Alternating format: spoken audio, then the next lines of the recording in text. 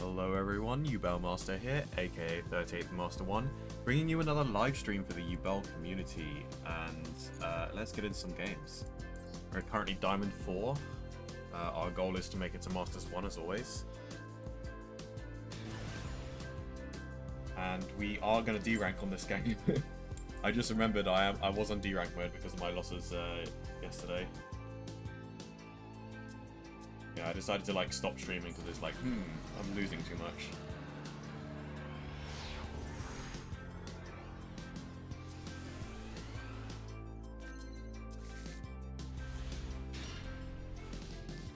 I think I'll rip a maxi and draw phase here. Maybe I should have chained that actually just because of my hand. That's fine.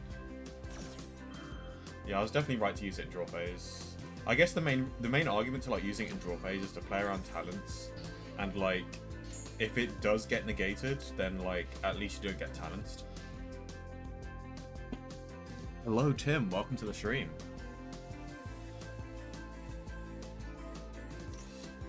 Oof, we're playing against Snake Eyes. I think I'll Ash the Snake Eye Ash effect to summon Plan Birch from deck.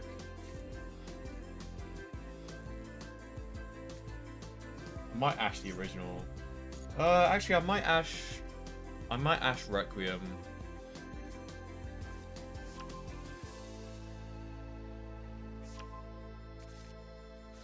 Actually, maybe I just don't Ash Requiem, actually.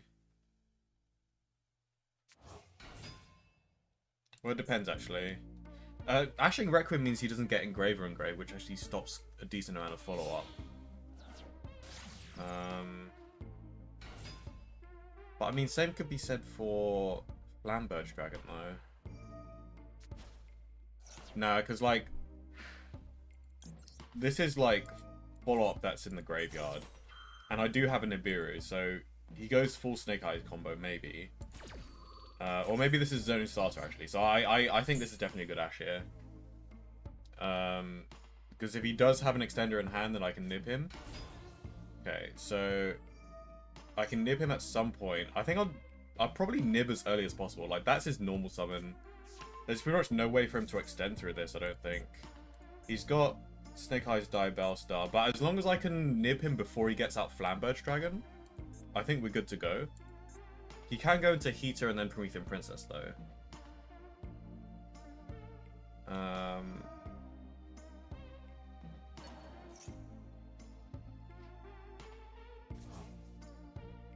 So I think... I do think nibbing as soon as possible is good. The original's now, which is really good. For me.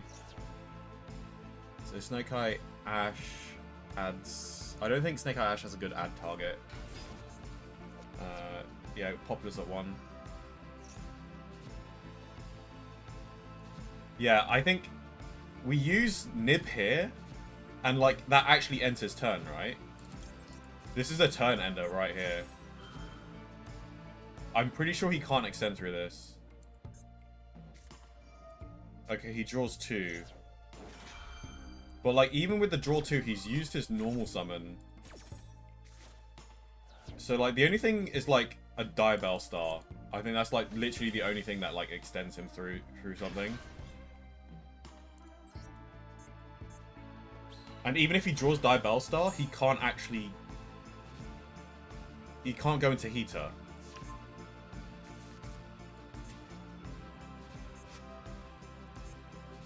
And I'm kind of glad that he used his Maxi now as opposed to on my turn. Although, to be fair, I do need a slightly better starter. I do have 2 bodies with the Gruesome Grave Squirmer plus Nib. Okay, good. That's end phase. And I have a Harpies as well. Oh my god, that's a pretty good draw. He drew 2 cards, though. I kind of want to, like, normal summon Gruesome Grave Squirmer. Actually, I mean, they both basically just lose to an Ash Blossom here, unfortunately.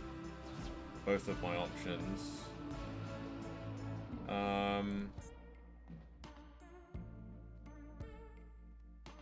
So I think we normal summon Gruesome Grave Squirmer here.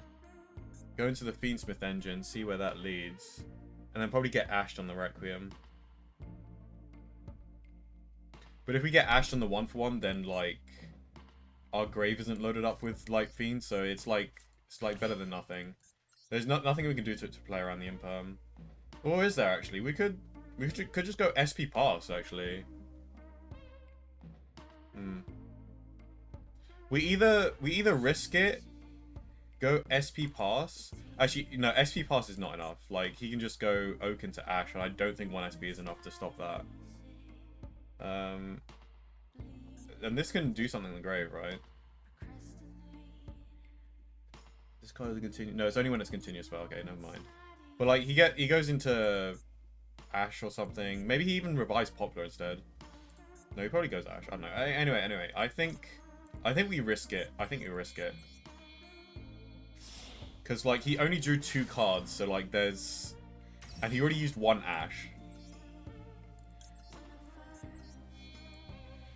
So I think I'm just gonna play this riskily and hope he doesn't have the Ash.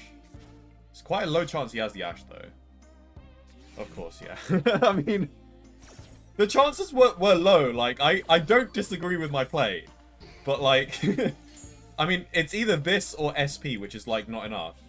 But like, yeah, I was basically just playing for the win, as opposed to playing for a potential like safer play, but like something that still loses. Because I'm pretty sure like 1 SP is not enough to deal with an Oak. Like normal summon Oak, I can SP, but like he still has 2 bodies and it doesn't negate the Ash. So he goes like pretty much full combo with Ash.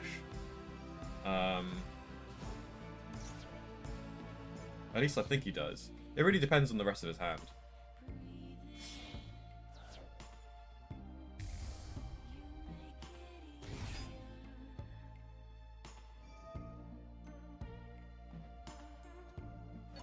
Yeah, no, that's just unfortunate.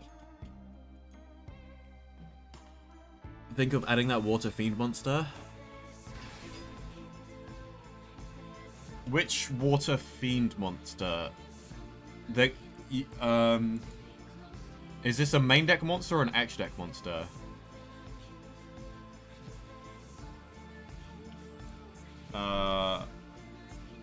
Is it this Fiend Water monster? DDD Wave Hiking Caesar?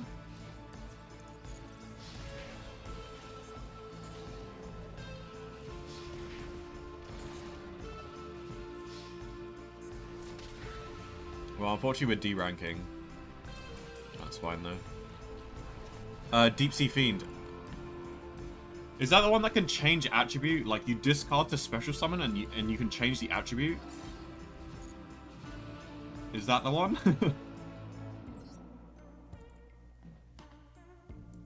I think I know what you're talking about. It was like a common in like one of the core sets recently. Deep Sea Fiend, not Deep Sea Fiend. Because I looked at that card and like, it's not bad. It's like an extender. You do have to discard one though. I mean, I considered it at one point, but only as like a budget option. It's definitely good as a budget option, but if you have access to like everything, like, I don't think you need to play Deep Sea Fiend. It kind of works as a Fiendsmith extender slash card to play. Actually, come to think of it, it's actually quite good to play around hand traps, because they negate your Requiem, and you just special summon Deep Sea Fiend and then link into Shalvara. No, not Shalvara. Sequence. So I can see the potential.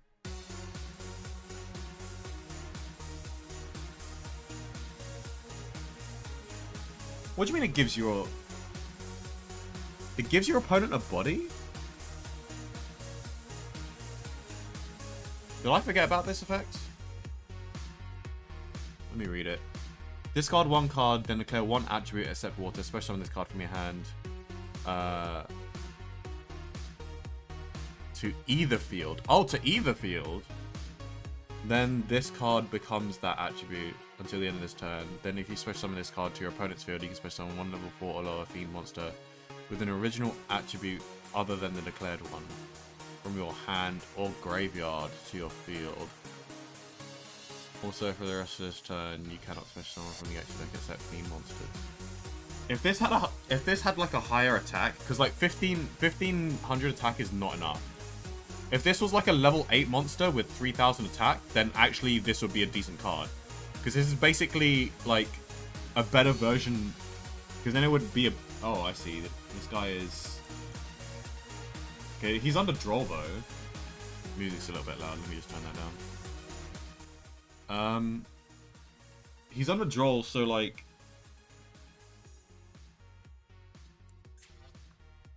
Mausoleum... And he can go second normal summon.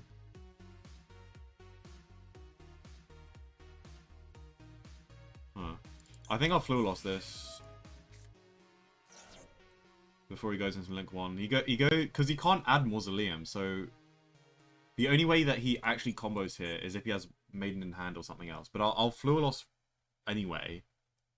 Because I'm not going to be using it on my turn, I don't think. So I might as well just discourage him from going. Because he might be able to make seals, you know. I know I've drolled him, so like he can't add Mausoleum, but he might already have it in hand, which is why he's going for this. I don't know about Pyrrhius map in Blue Eyes. I don't think you need Pyrrhius map. I think you have enough starters. Okay. I'm glad he summoned the Veiler instead of the Sage, by the way. That was... I don't agree with his decision to do that. Like, keep the Veiler as a hand trap. Just normal summon the Sage. I get that you don't get the effect, but like... Okay, now the music's too quiet. Okay, that's better. Hello, Alex. Welcome to the stream. Had to take a break from Yubel to play Bestial Fiendsmith with Link Disciple and DBE package. That sounds spicy as heck. Okay. We might get hit with an Imperm here, but we can actually play through an Imperm. Because we opened the opening Spirit Gates.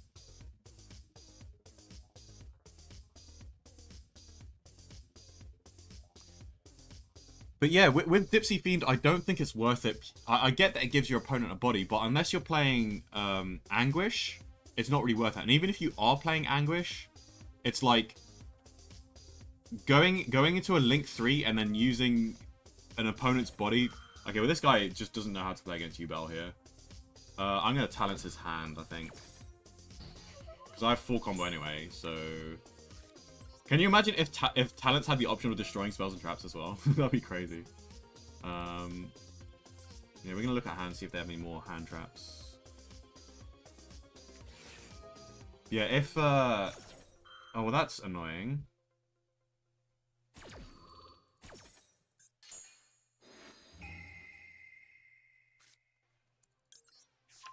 His last card just had to be a Maxi.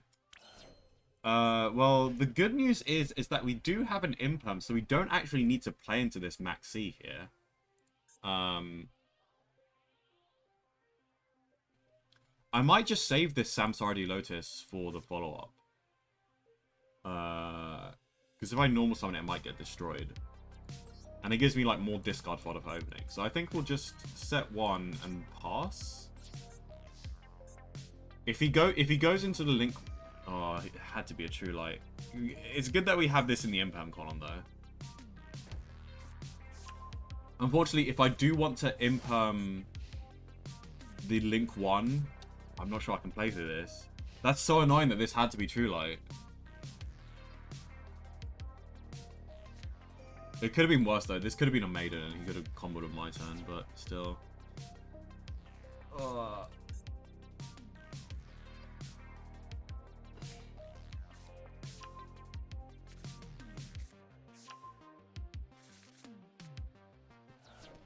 New Blue Eyes White Dragon end board is crazy. It's like almost as good as the Yubel end board, I suppose. Like it's good. It's good. Okay. This is kind of rough. I don't. So he has Raw. This is gonna add probably Maiden. Can Maiden summon itself from hand? I should know. Wait, I've literally got the card on my desk. I can read it. Yeah. Send this card from your hand or field to grave. Place 1 true or graveyard. You special while this card is in your graveyard. Okay, so the Maiden has to be in graveyard for him to actually special summon it. He can't special summon it from hand, but he does get a double normal summon, so he could just normal summon the Maiden. Or potentially something else. I don't know. I don't know if I should be imperming this Sage right here.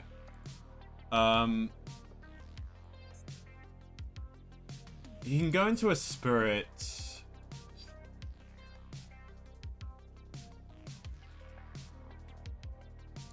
Okay, so I mean, I don't think the Link 1 does as much as Sage, right? Because the Link 1 adds Mausoleum. And Mausoleum, all it does is just Foolish Burial or Blue Eyes. Actually, that's pretty good, come think of it. Because actually, what can he do with... Oh, well, he has Raw anyway, so he already has access to Blue Eyes. So I think we actually imperm this. Because the Mausoleum doesn't grant him any more access to Blue Eyes than he already has with Raw. So... he can chain True Light, but yeah, there's nothing I can do about that. I think it's worth because it's either... because we can't, like, negate True Light and negate a face-up card in the field. Because we have to choose one or the other. So I'm going to choose Sage and not True Light. Maybe I should have chosen True Light, because Majesty is a really good card. Blue Eyes is just so hard to stop with hand traps, you know? Like, one card can actually play through, like, 2 interruptions. Just because of the Link 1. Like, you can imperm the Sage, but they go into the Link 1 and they get the effect anyway. You actually need 2 hand traps to stop one card. Which is really annoying. And it makes it really tricky to know, like, where to use your interrupts. I think I should have used it on the... I probably should have used it on the True Light, because I think Majesty's is just a better card. I think I should have played into the Maxi here.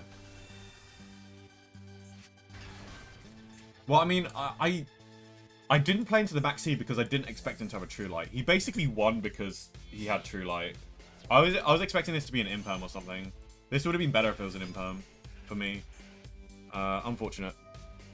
We can't rank down though, so it's fine. We're not really losing any progress here if we lose this.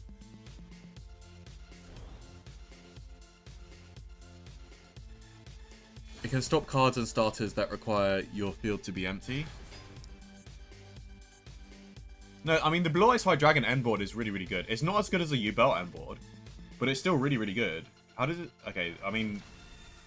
I was going to say, how does this guy not have OTK? But, like, this isn't too bad. I guess this is probably the best end board he could have done with 1 imperm.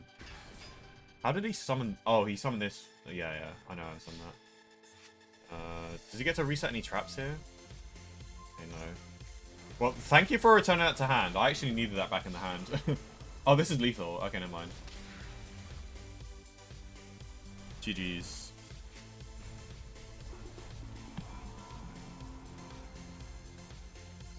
Blue Eyes High Dragon is just really, really hard to hand trap. The end board is really, really good. You can set up like 2 Omni Negates with Crimson Dragon. It's probably going to be really, really popular this format as well, purely because of the popularity of Blue Eyes. And also, lots of people in TG are playing have like bought the structure deck, so it's like...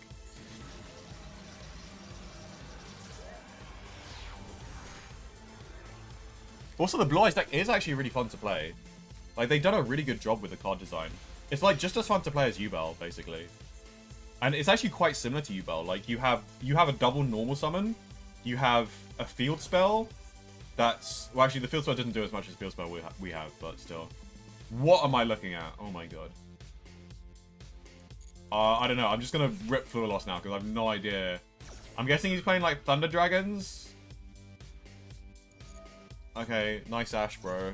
I don't know what's going on.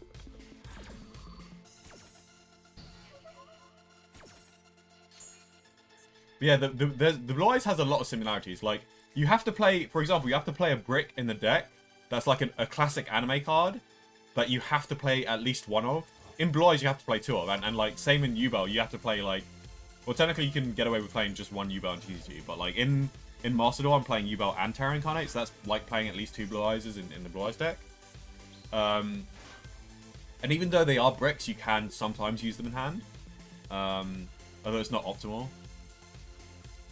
And yeah, you have a double normal summon. Like, your deck is like full of 1-card starters, which is really, really good. Your board ends on 2 Omni Negates, the same as Yubel. Like, because with Blue Eyes, you end on the Ultimate Dragon and the... Okay, well, this is a bloody annoying board. I actually can't beat this. It's such a stupid, simple board, but, like, I actually can't beat this. Oh, that gives me a chance, actually. That actually gives me a really good chance. I can't activate Opening Spirit Gates, though. Actually, not being able to activate Opening Spirit Gates is actually brutal. We can get 2 bodies on the field and get into the Fiendsmith engine. I'm not sure how much that actually does, though. It also loses to 1 hand trap. Actually, no, it doesn't, because I can call by the hand trap, so... So I think, yeah, we go Amirage, we go Phantom. Unfortunately, does this have any quick effects? I don't think it does. It's just like, it's just on perma-drolled. Banish the Thunder instead, okay. I need to check his graveyard for grave effects. I don't think that does anything. If this card is banished, you can special summon 1 Thunder from your deck. Okay. So we can special summon something. If this card is banished, you can shuffle any number of cards from your hand into the deck, draw the same number of cards. Okay, so those aren't too bad. They're just like advantage things, unless there's something you can summon from the deck. And this only triggers whenever I try to destroy his Thunder Dragon Colossus. Okay, so I think we'll go ahead with the play. We're going to have to go into the Fiendsmith engine here.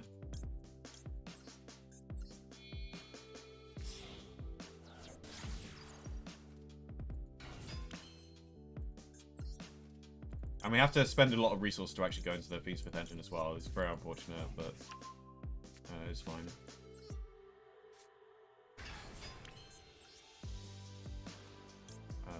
Moon.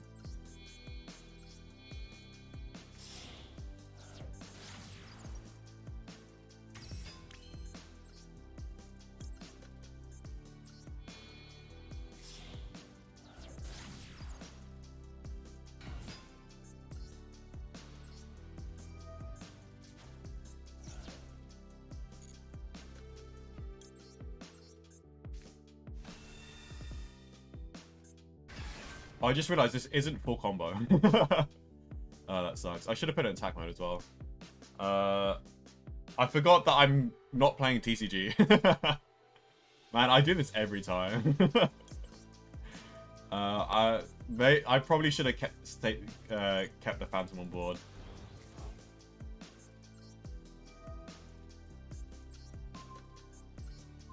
I mean, this isn't a bad play though. It's something at least. It's not great though. It's like not ideal. I definitely should have put it in attack mode as well. Oh, rip. Well, not quite rip yet. I might still win this. Because I do have a lot of graveyard recursion.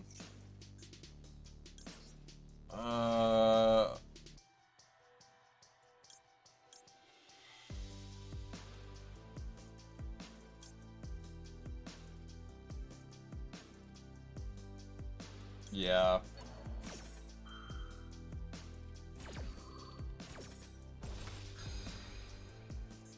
Is this at? This is unlimited.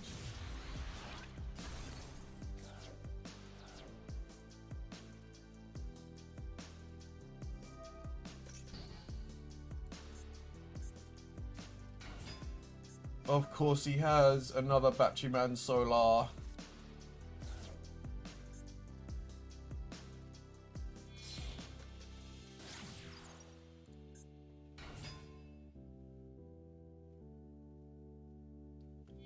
So this can search.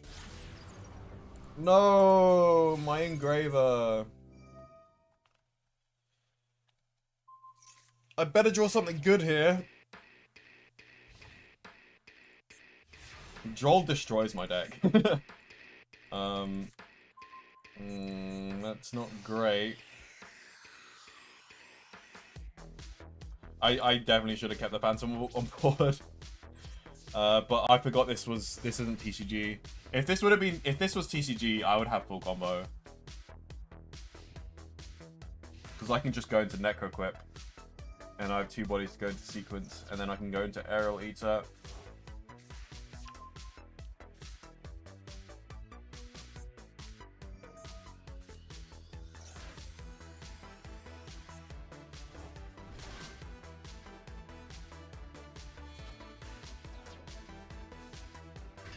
Yeah, I think last turn I basically should have just like summoned Phantom Raw by using the 2 cards in hand.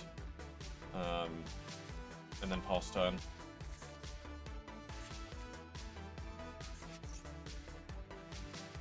Why are people still playing Thunder Dragons though? Why are people still playing Thunder Dragons?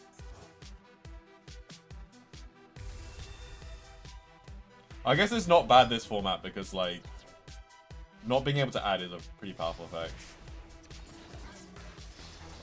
And this attacked multiple times. Why did you not put this in attack mode? Bro, what are you doing? I thought this could attack multiple times, which is why he didn't put this in attack mode. Okay, well, I don't know if I can. Well, this is dead actually. That really sucks how I don't have a comeback though. It's just Droll just like hurts certain hands that much, and I just so happen to have that certain hand. If I had Dark Beckoning Beast plus Lotus, or any combination of like Pyrrhius map, then I would have been absolutely fine. Because I can just do double normal summon, I can go into Yammer and then go into Rage and then link off this thing, but like, that was just really unfortunate.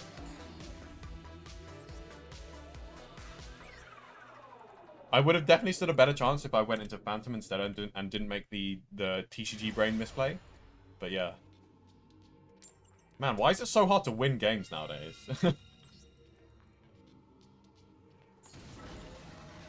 Will the Fiendsmith engine come in clutch once again? Find out next time on Yubel Master Z. Yeah, unfortunately it didn't because my SP banished my Engraver, so it did not come in clutch this time. And oh my god, what the heck is this hand? I hate it. Set to pass. As good as hand traps are, like, I don't feel confident about this game.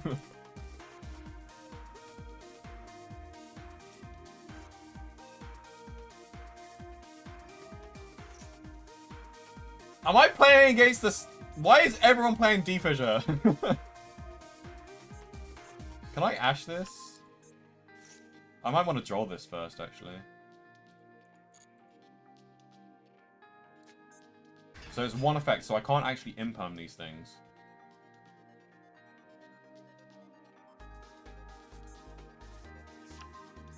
The freaking D-Fissure, though.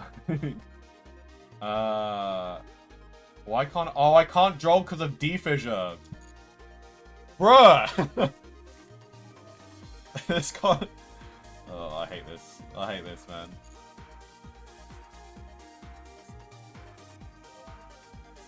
Maybe I should Ash this.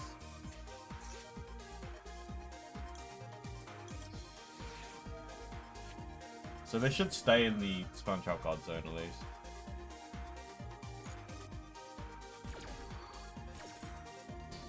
At least he's probably not playing the Fiendsmith engine. Here's the problem though. I can't stop the Exodia, so I'm gonna get OTK'd. Bro.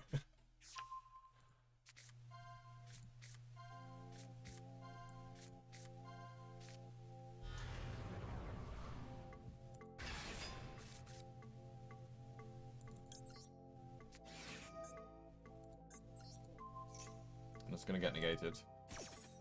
Oh my god, why did I have to have such a crap hand against Exodia specifically? Like, the one deck that can just fusion summon an 8k beta. Like, bruh. What is my luck today? Like, first 4 games, just like, nothing I can do, losses. And I don't have teammates to blame, unlike Marvel Rivals. It's just like, well, to be fair, in this I have luck to blame at least. But like, I actually get what the people were saying when like the Fiendsmith stuff first came to TCG. Like you know Jessica Robbins, like she stopped going to YCSs, and one of the reasons, among like many reasons why she said she's gonna take a break from competitive Yu-Gi-Oh, is that the games feel like a lot more coin flippy and luck based, because going first is so strong, and like it's just too hard to stop the Fiendsmith cards.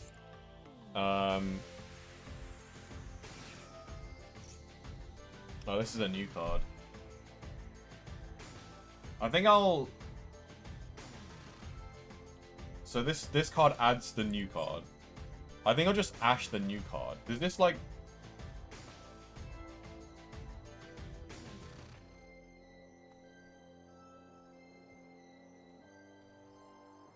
Yeah, I don't Ash this yet. Wait, what are they playing this for though? Because Ryziel's not in the format.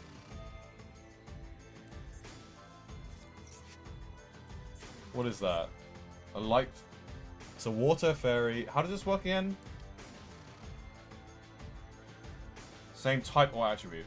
So any level 4 water monster. Or any fairy water monster. Then place one card on... I don't think I should Ash this. Like, it negs him one. Oh, I should have Ashed this. I should have Ashed this. Oh my god.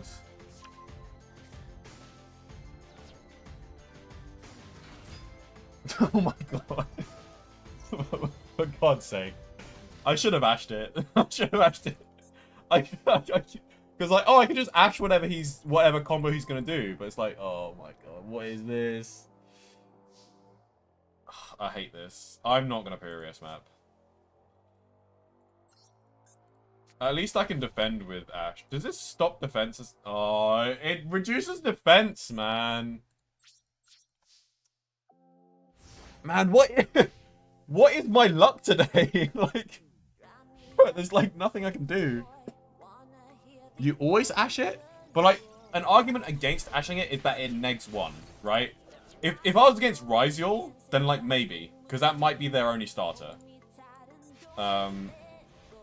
And it's kind of hard to stop the Ryziel cards.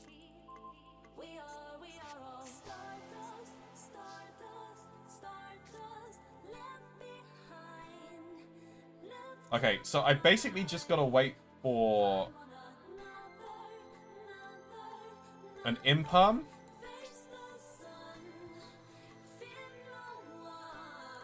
I'll start setting monsters so I can have more time. I need an imperm. I need an imperm and a Harpy's Feather Duster. Because I don't know what these traps are, but they're probably store cards. Which is why I run Harpy's Feather Duster, because like you can top deck it and then like break out of like a floodgate situation. Which is really, really popular in Master Duel and you can't side against it.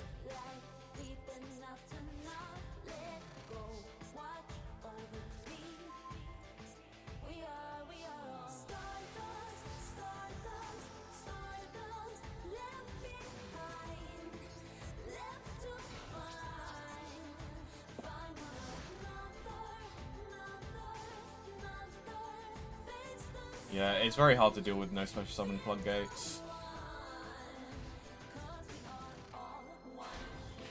But now I know to Ash that thing, because apparently people are just playing it in stun to search a barrier statue. Like, sure.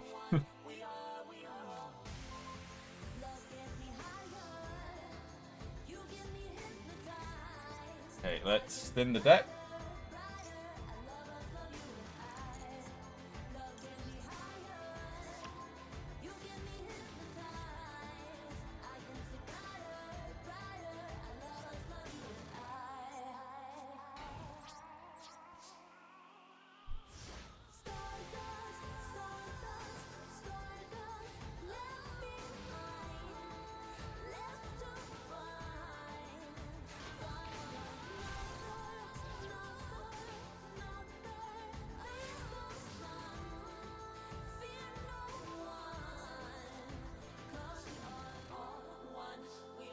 Oh, I shouldn't have played the opening because now I don't have imperm.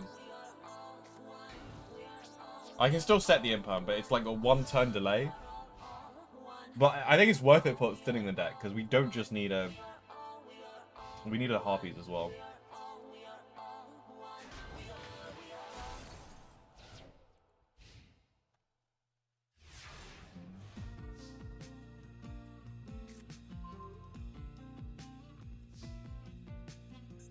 He's going to be first to deck out, at least.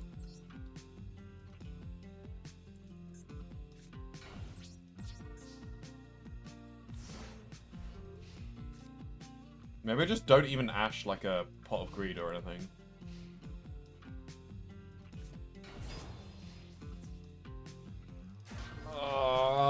I think with that second summon, I don't think I win this.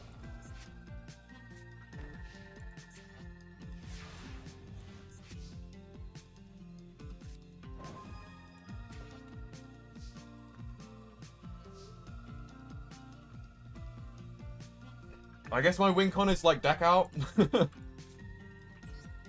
this is so pathetic.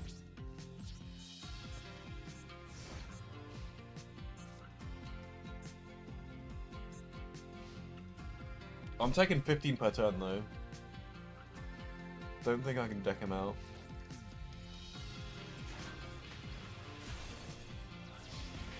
Yeah, he's not gonna get decked out before I lose to battle damage.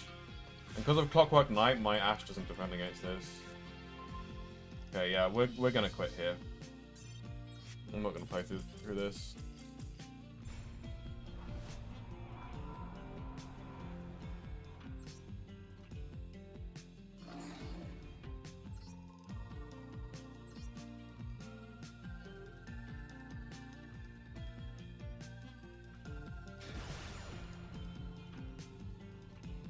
It's a rough day on Master Duel day today, though. Like, 5 losses? Jesus Christ.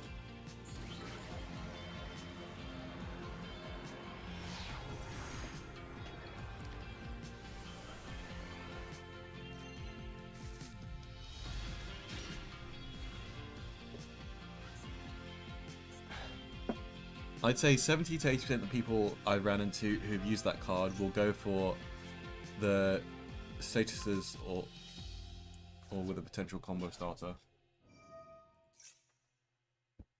Well, I know to Ash Ascension from now on, or the card that Ascension adds, the new card, 7th Tachyon, I think. We have a Nib here, which should prove quite useful. We also have a second action Phantom because we had the Terrorist map, so it has to be second action. I like my chances here, I think. I'm not sure if he'll play into Nib. It looks like he kind of is playing into Nib, though.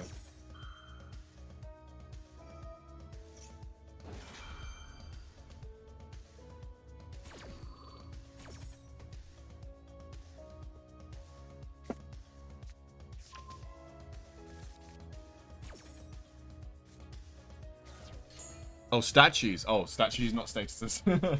Statues.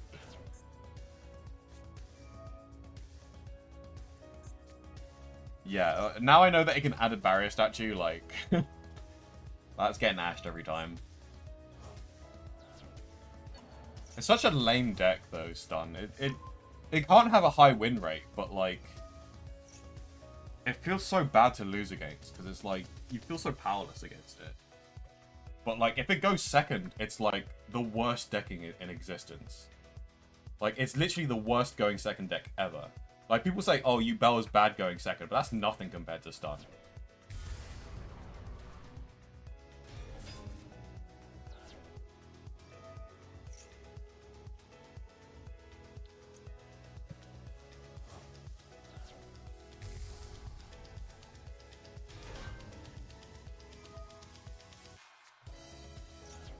Okay, so I am going to get to Nib quite soon here.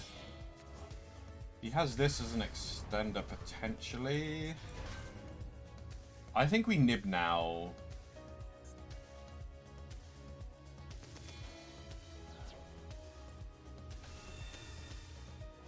Okay, we definitely Nib now. I don't know why I couldn't Nib earlier. I think probably maybe because of like some branded lost interactions. I think I had to have my thing as on.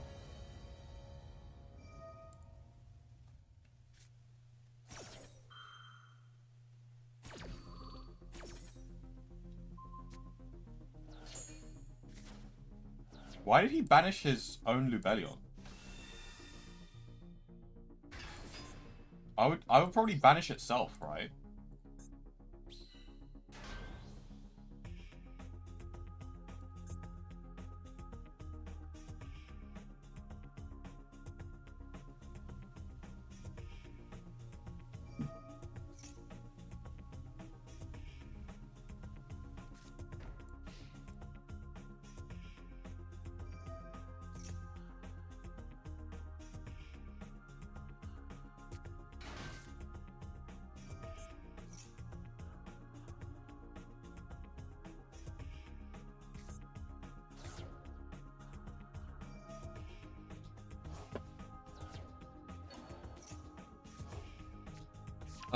I am running Aerial Eater in TCG, but Aerial Eater is not out yet.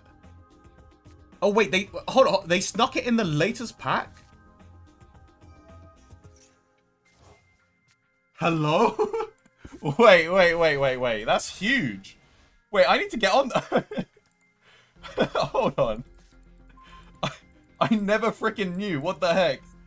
That's crazy. Okay, we'll get on, we'll get on that after this game. Thanks for telling me. I would have never have known until like the next day.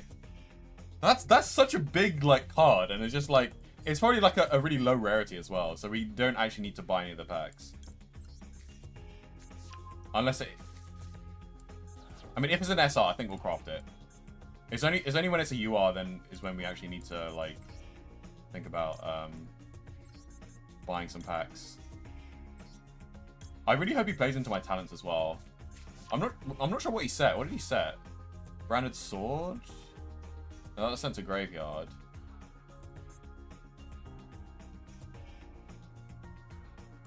So as a Mercuria, while you control a fusion monster. So he doesn't control a fusion monster yet.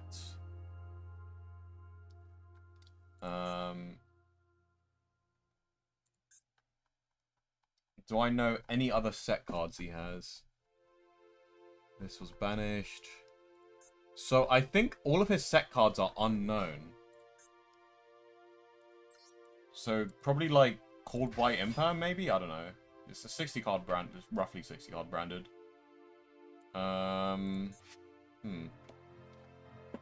Hello Sean, welcome to the stream. And Shubi, welcome to the stream. There is a Discord. You can actually check the description of this live stream to join the Discord if you want. It's a UR? Of course they've made Aerial Eater a bloody UR. I guess we're going to have to, like, buy some packs. Oh, that's actually so annoying as well. Because it's like, we still need to save...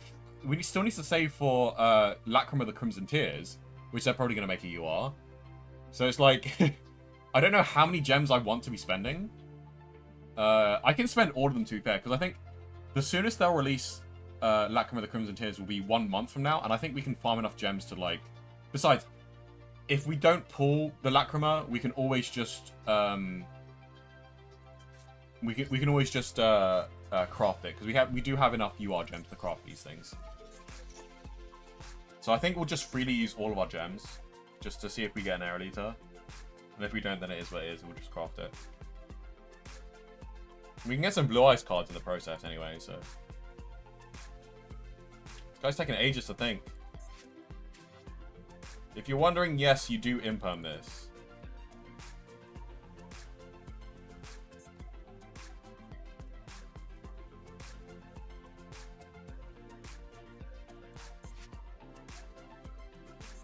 So they can summon Albaz from grave.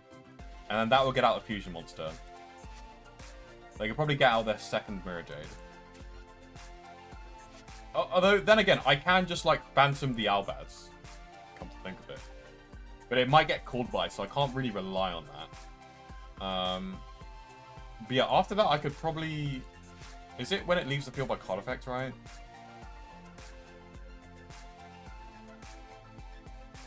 In its owner's control, okay. Because I was thinking, I could just take control of this. And it's because of an opponent's card, yeah. Okay, so... we negate Albaz. Or at least try to. And if it doesn't get negate... that's fair enough. That is fair enough. I still have Link 2 options here, though.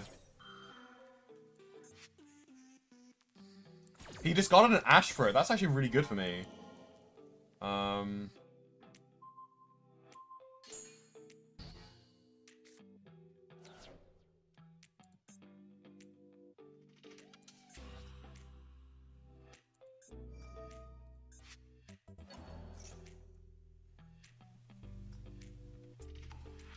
Ooh. So I can't negate this Albaz.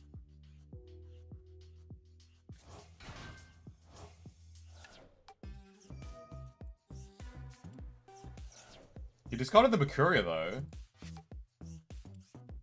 Wait, that means this card must be really good in hand.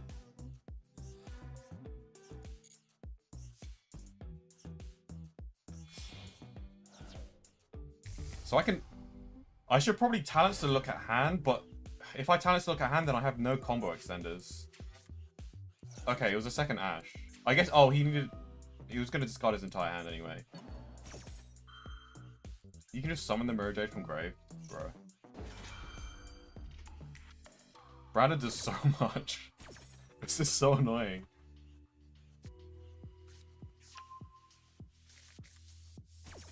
I don't think I can use Mirror Jade though, right? Yeah, because I don't have a Fusion Monster Dimensions thingy. That's kind of weird in the mirror match though. Or if I run if I run like a branded engine in Yubel, which is an idea. You can run branded in Yubel. And he gets a quick effect pop over that. I don't understand this deck. I like what? Bruh, like you think they have no interrupts and then they just like man. Okay, I think well, we can talent to try and take control, but like what did he add to hand again? Added Makuria. Okay, so he still has that. What does it negate? A monster effect? God, I can't play through this. I can't believe I can't play through this.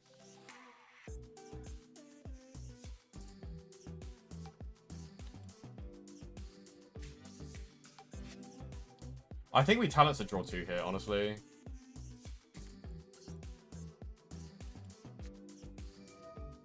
Like, taking control does not do anything.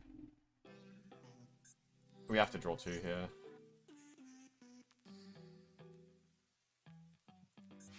Might draw a Fiendsmith card, which would be very, very useful. That way I get to keep the Phantom. That's a Fiendsmith card. It's not the right one, though. Okay, well...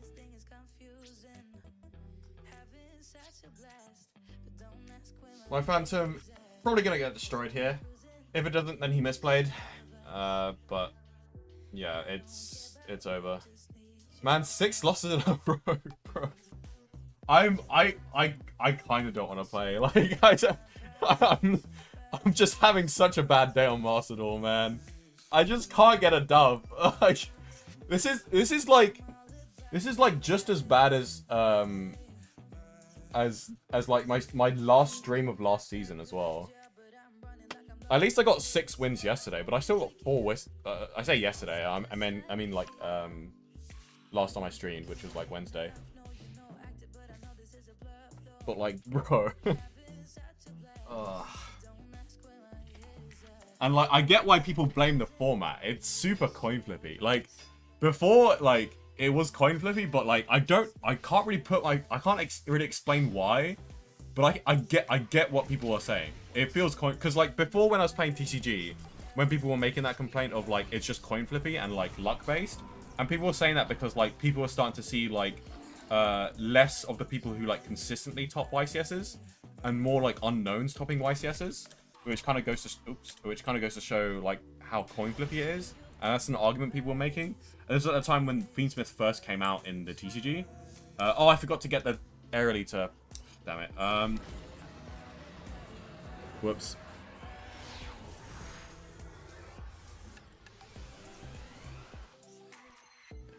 Now that you mentioned about a Link monster, is Griffin worth playing in Yubel? You can build your deck around Griffin.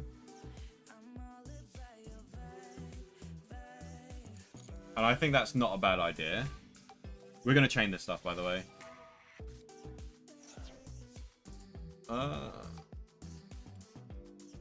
I'll chain the Full Lost to the Tract.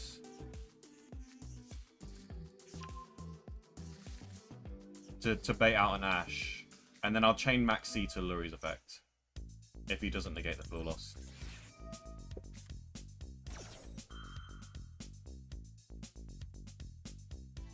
But yeah, I mean, you can play Griffin and Yubel, but like, you'd have to build your X deck around it.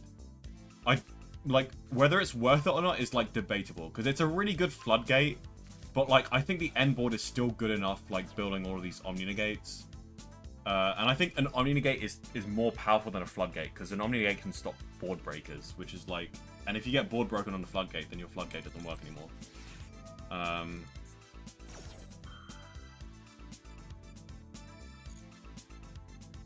Double checking, Phantom doesn't negate Fusion Summon activation, so Lost shouldn't protect, right? Yeah, I can't remember like the wording of Lost. If Lost says that you can't respond to effects that can Fusion Summon, then that's true. But if it just says you cannot negate fusion effects, then that's another thing.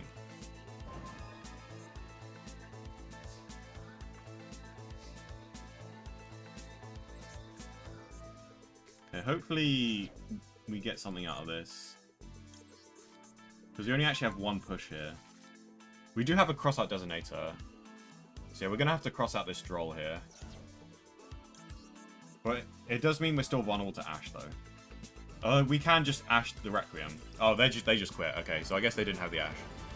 We finally get a dub! Let's go! It took us 6 games to get our first dub. Jesus Christ. Bro, what is... Okay, I need Aerolita. To be fair, I could have won one of those games if I had Aerolita, so... let's check out this selection pack, I guess. I didn't actually look at it, like, because it wasn't on the front page, so I just kind of ignored this thing. Yeah, they snuck this in, and it's a UR as well. Like, what? Okay. Is Necroquip in this? Or is it just... Oh, how did they not put Necroquip in this? You're kidding me. That's so annoying. They just didn't put Necroquip in this, bro. There's this as well. 2 Fiend monsters. A nice super poly target for you guys. I'm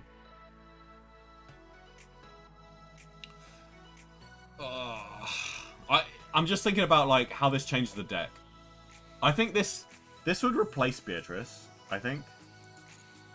I mean, it can replace Beatrice, but the question is, does it replace Beatrice? It probably does, to be honest. Because you can do this under a Fiend block, which is good. Which rarely comes up, but sometimes does.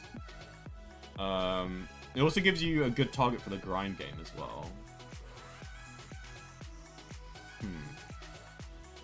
So I guess... It replaces Beatrice, but I still think Beatrice is better than Aerolita. Because, like, the only reason why we ran this into TCG is because Beatrice got banned quite swiftly. And I think when this first came out, like, there was a short period of time where Fiendsmith Lacrima was not on the ban list. And I think I ran Beatrice instead of Aerolita.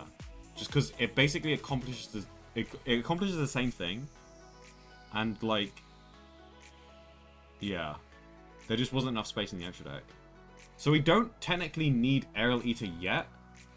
So I don't think this actually changes the deck. A Necroquip would have been a different story, though. I'm just thinking... I'm still thinking if I actually want to run this. What do you guys think? Do you guys think that this actually replaces anything in our extra deck? I'll do a quick pack opening for it, because we do need one copy. So we'll see. I'm going to skip through it because I don't want to spend too much time doing this. Okay, no URs. Great. Yeah, let me know. What do you guys think? Chaos Angel is the only sync card in my Unchained Yubel deck. I mean, yeah, that's fine because like, you can run it in if you don't run the Fiendsmith cards, but the Fiendsmith cards take up too much space, so I've cut Chaos Angel personally. Looks like we're not getting early to guys. It's worth a try though. Hey, never mind. We got 2 copies. Okay. I probably should have opened them one by one, come think of it. I'll do that next time. I kind of wasted a few. So let's just look at the deck. Because, like, I don't think Aerolita is better than Beatrice.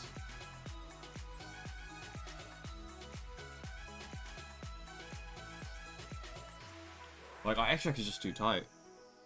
Beatrice basically achieves exactly the same thing, and I think it's better to summon because you get out Lacrima, which means that you can fill up your grave with more Light Fiends.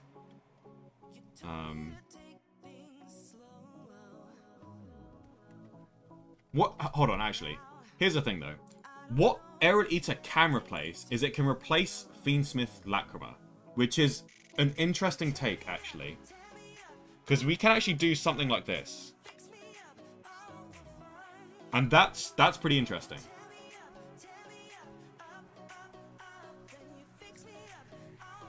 Because it gives us an extra space that we can add something that we're missing. And I kind of want to add a Typhon. Because Typhon comes up sometimes.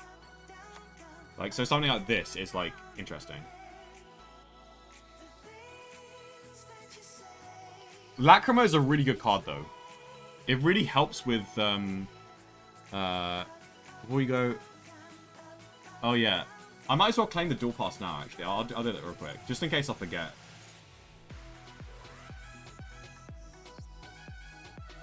There's 45 days left, but, actually...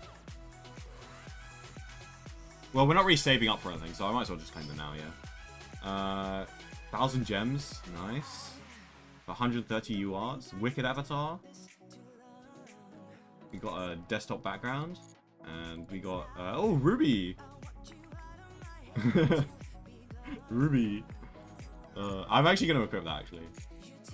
I want the Ruby mate for a while. I actually love that so much. Where do I change it?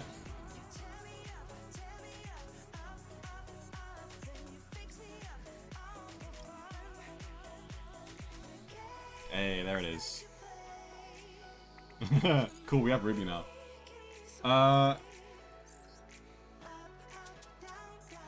So, like... Cutting Lacrima is interesting.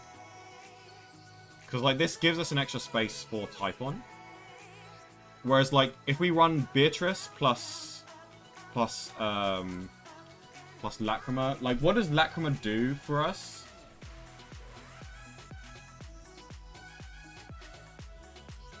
I think this is slightly more optimal. Because it's like, this replaces 2 cards, which is actually valuable. Because instead of having to go into Lacrima and then Beatrice, which is technically more optimal, because you get more Light Fiends in the grave, you get to do burn damage, and also having Lacrima as an option to make OTKs easier is also very, very useful. However, I think having more options in the extra deck is more valuable, because Typhon can win you games that you should not be winning. And I really like having Typhon in the deck. Chaos Angel's another option, but we definitely don't have space for it, and it doesn't really provide us enough value. There's also Evil Soul Lars as well. But I think Lars is... I do like Lars. I do like Lars, but like... If we run Bestials, then we can run Lars, but like... I don't think I can fit Bestials, purely because Maxi is in this game. So like, Maxi like takes up too much like hand trap space, basically. And also like with Master Duel, we need to run like Harpies and stuff like that to like account for like various situations. So, and we're only running 2 imperms. So if anything, I want to up the count of imperms. And because we have no side deck, it's kind of a unique situation because we have no side deck in Master Duel, so we do kind of need to have like quite varied situations, which is why I have the 1-off effect Veiler for the 1 crossout target. Because some people play Veiler as a 1-off just to... And also, actually, Blue Eyes is a thing, so actually, if anything, this is kind of necessary for the crossout target. Anyway, the main thing is the extra deck. I'm just thinking, is there a more important card than Typhon? Because right now, Typhon is technically the flex spot here. Appaloosa's an option, but like Appaloosa is, I still feel like Appaloosa is a win more, and I'd rather have a situational, I win this game when I really shouldn't have, as opposed to an Appaloosa, because this is so good as just a last minute like, okay, I've gone through all of my pushes going into this board going second. My last push is a Typhon, and it's enough to break the board, therefore I win.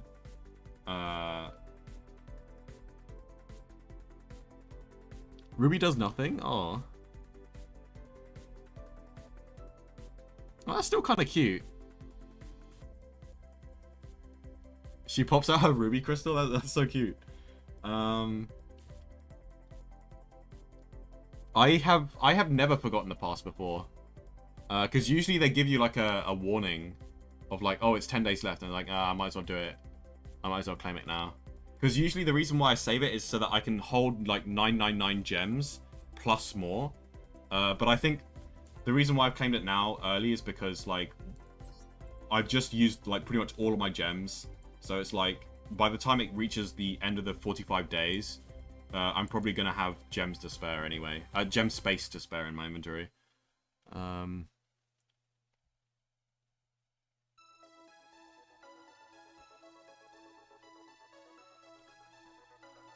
Typhon is just not enough for me. I mean, it doesn't always win you the game, but like when it does, like you couldn't have won it without it. Like I get that it doesn't always win you the game, but like when it does win you the game, it wins you a game that you didn't deserve to win without it, right? And that's kind of why I like having it. It was definitely the 16th slot before, but like we simply could not fit it based on, because like based on our entire combo, we needed the Beatrice for those specific lines. But now we can cut the Beatrice, but we do have to cut the Fiendsmith Lacrima as well, which a lot of people would disagree with, to be fair. A lot of people would disagree with. But do bear in mind, you can still make Caesar with Aerial Eater. And also, Aerial Eater counts as 2 bodies, which is pretty much the same as Lacrima, because Lacrima counts as 2 bodies, because it gets the Engraver. And also, if you're wondering about, oh, how do we add Engraver from graveyard to hand? You can actually destroy Rage with Yama's effect, and then add Engraver back from grave to hand. So you can still go through like every line. Like this extra deck achieves all the same things that Lacrima plus Beatrice does. The only disadvantage is that you don't have a burn damage option. And I think for the TCG, I kept Lacrima in when it wasn't banned because of the burn option. And I didn't want to side deck because I wanted an extra space in my side deck. So that's a different kind of situation. But I think because we have no side deck and because there's no time scenarios where we need to burn our opponent, it only really helps with OTKs pretty much. And it only like slightly optimizes our end board. And also makes OTKs easier. But like, OTKing is not the focus of our gameplay. The focus of our gameplay is just setting up an unbreakable board. Even if we're going second and we break our opponent's board, but maybe can't OTK, we at least end on a boss monster like Caesar or Desiree, which wins us the grind game, or Varudras, which wins us the grind game anyway. So I think I'm pretty happy with this list. If you guys have any suggestions, let me know down below in the comments or in the live chat now. Waiting for Duelist Cup to earn more gems. Yeah, the Duelist Cup's really good for gems. There's, I don't think there's space for Anguish, because with Anguish you have to run like, well, I suppose you don't have to, but like, it's only good for like breaking boards, and like, you never use it going first. And so basically this, like, Typhon is better, because Anguish is situational, but like, the situations where it does come up in, it doesn't help you win any more than you already would have. I don't think, at least. I don't know. I think Anguish is only really good if you can also run Access Code Talker. Because you can link off into Access Code Talker and then activate Access Code Talker's effect, which means that any float effects they have, like Diabell Star or Bestial Druid Swarm, cannot be activated in response to Access Code Talker. So, yeah, but other than that... And also, by the way, there's also Sprite Elf, which can come up in combos. But we don't even have the space for that. And also, if we do run Sprite Elf, we could actually cut the chamber, which is interesting.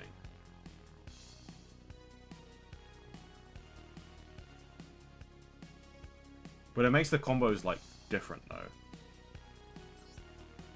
I'm kind of starting to like Sprite Elf. And then we cut the trap as well.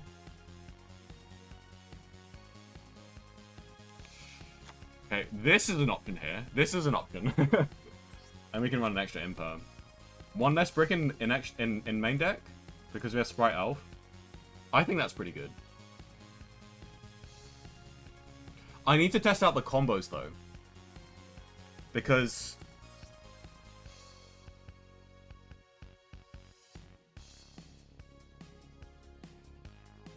Yeah, I need to test out the combos though, because I don't know if we need the extra body with Rage to actually go into stuff. But I think I do like this now, actually. Because the Sprite Elf has made us cut a main deck brick. I don't know why... This was technically something I could have done earlier, actually. I don't know why I didn't think of this earlier. But yeah, this is a nice development, actually. Okay. We'll test out this build for a few games. We're gonna have to do combos slightly differently, but I think I'm down for the challenge here. So let's test out this new build. It's just slightly more optimal. But remember, like, this isn't like a fixed way that you should be building Yubel. Like, if you disagree with my Ruby Mirror Match. If you disagree with my options in the extra deck, there's an argument to be made for lots of different builds, you know? Like, for you, maybe Beatrice is better because you run, like, a main deck trap card that you want to set with Griffin, and hence, like, you also want to play Griffin as well. Like, there's plenty of options that you can have. And there's no right or wrong answer. But I'll tell you what is a right answer in this combo. We start with a Phantom. If this guy had his settings to auto, then he's missed his opportunity to Maximi.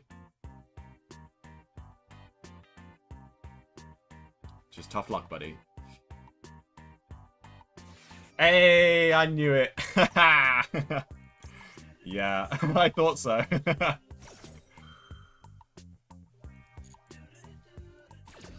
And he ripped it anyway, like... Either he doesn't know how Yubel works, or, like, he got mad. I might get Fluor lost here, though. Yeah, this Ash Blossom does nothing, buddy. This Ash Blossom does nada. Absolutely nothing. An Imperm does something, but I can still end on a Phantom, though. So it's like... Yeah. Unfortunately... Yeah, goodbye, buddy. I really wanted to test out the combo, though. We're going to have to play quite a few games to actually get some testing in.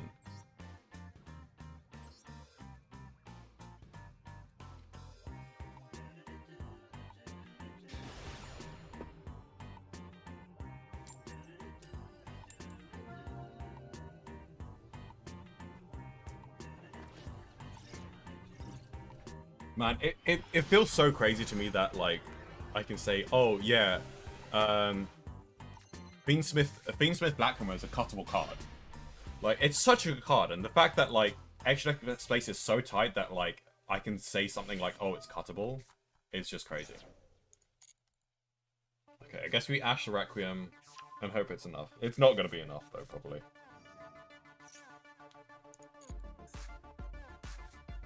But we did manage to cut a main deck brick by... Because, like, instead of Typhon, we've added Sprite Elf, which we didn't really have space for beforehand. But now that we do, we can run one less brick in the main deck. Which is kind of the ultimate goal. Like, it's the reason why I have Salamangreat Almirage to cut a main deck brick. Because I'd rather have, like, less extra deck options than have main deck bricks. Because I think consistency is more important than, like, random edge deck options. Like Typhon. Although Typhon is still the 16th card, I think. But I did forget about Sprite Elf. So technically beforehand, Sprite Elf was the 16th card. But I think the 16th card would be Typhon. I really like Typhon. And I think I have enough here for, like, combo options galore. Ooh, Adventure Engine. This guy's probably running a 60 card, like, engine deck. Which it's so dumb to me. Like, it's so dumb just, like, building a deck full of engines and then just playing it. Like, it works, though, which is the annoying part. Because it's like, you hand trap one engine and they just go into the other.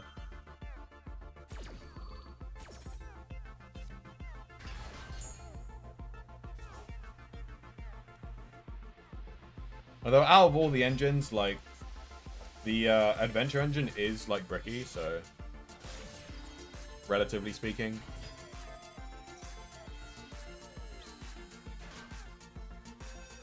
I mean, technically speaking, the Azamina Snake Eyes Fiendsmith deck is just an engine deck. Because it's like, it is technically just 3 engines that, and like, because if you think about it, the Dire Bellstar, and technically it's like Dire Bellstar as like a 4th engine. So yeah, it's like... Wait, what the heck is this? Steam token. Wait, a Blackwing card? What is this?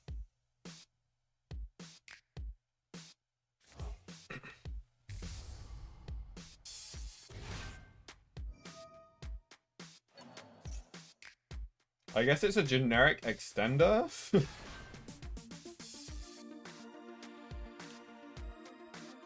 I guess I was a fool to negate the Requiem. What was I thinking? Oh man, frickin' Fiendsmith, man.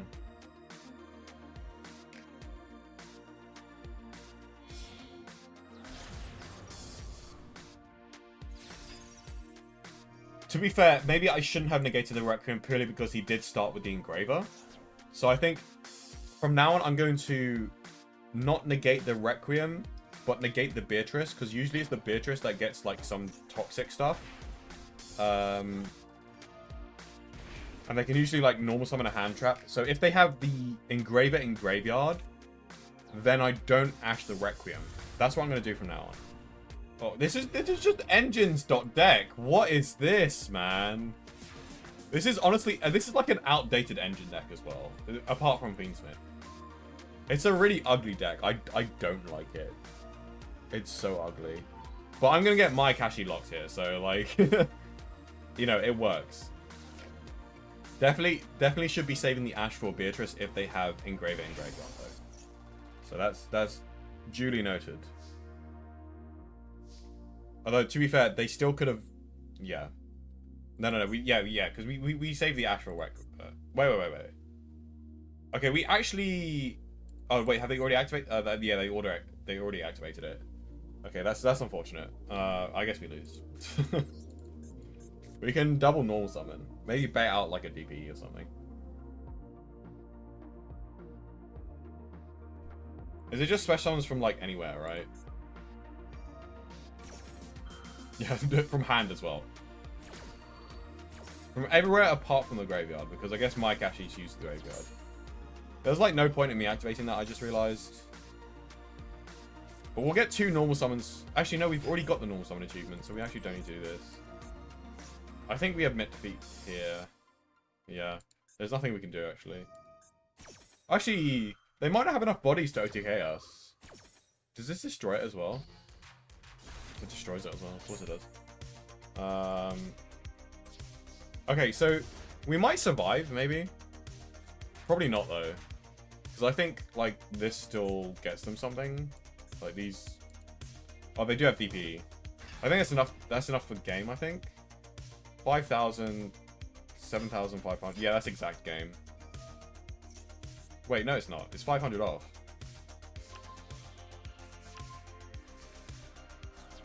Yeah, I thought so. This does something, so we lose.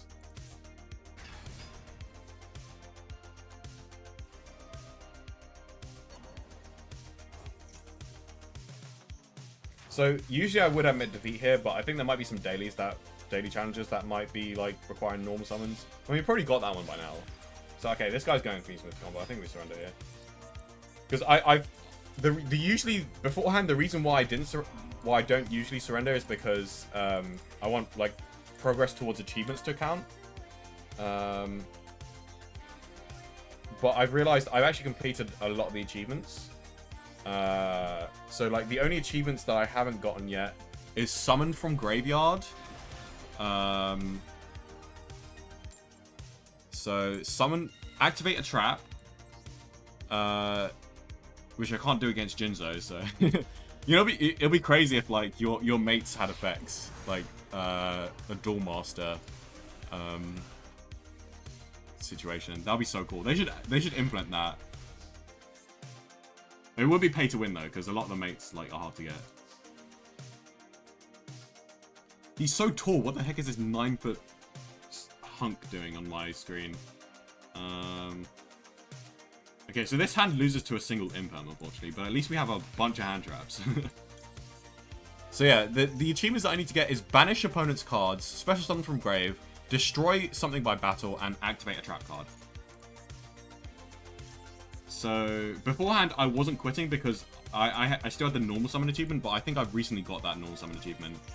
So I think I can surrender if I haven't activated a trap, destroyed anything by battle, special summon from the graveyard, or banish an opponent's card during this duel.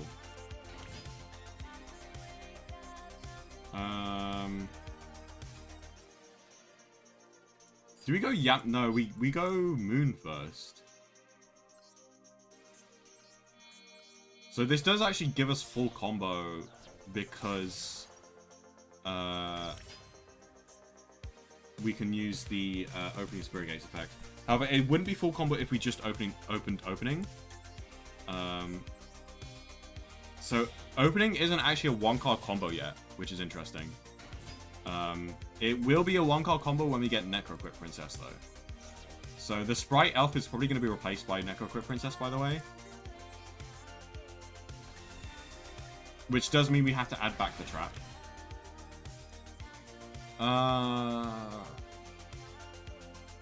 Okay, so yeah, now we activate this.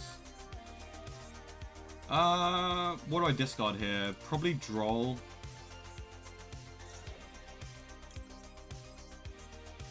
Because Droll doesn't work against every deck, whereas the other cards usually work against every deck. Okay, and then Sequence.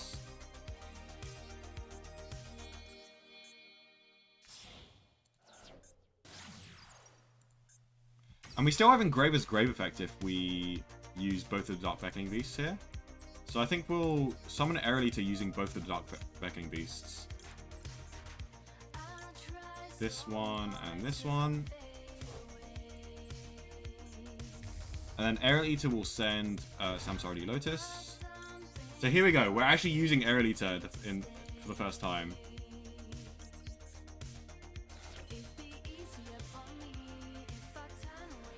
And then... Okay, so we do need to go for something like Muckraker. Actually, because we have Engraver's Grave effect specifically, we can just go into Yama. And then Rage. Yeah, we can do that. And you know what's really cool about this combo? Is that we're not Fiend locked, so we can actually summon Rudras. And... At least I think we can summon Rudras. We might not be able to get 2 level 10s in the field. We'll see. So we get this. Shuffle back the Moon.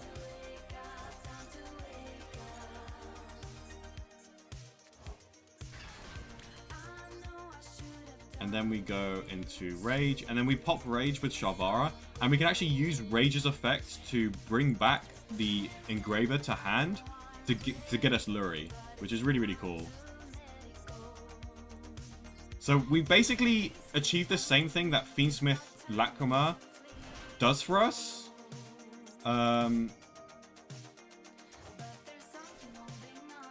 Without having Fiendsmith Lacrima. So we've saved an extra deck space, a very crucial extra deck space. And we're now able to... oh, hold on. I realized we actually need to go into... we actually need to somehow go into Sprite Elf. We're gonna have to go into Sprite Elf somehow. Which is kind of awkward. It's definitely possible though. We just have to go into a Link 2 first.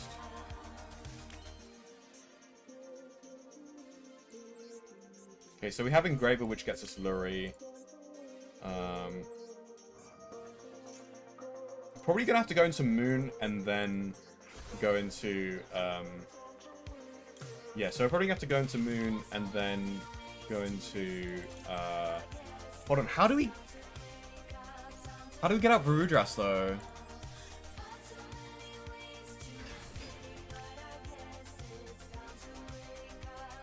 We can't go into Varudras without skipping out on Phantom. So we can't really go into... I think I prefer Varudras over Phantom though, for sure. And we definitely need to go into Sprite Elf. This is so interesting. I'm actually like forming new combos here, basically.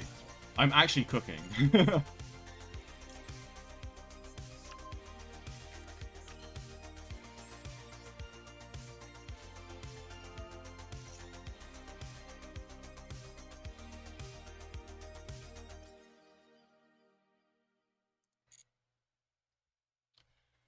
I can cut Muckraker, can I?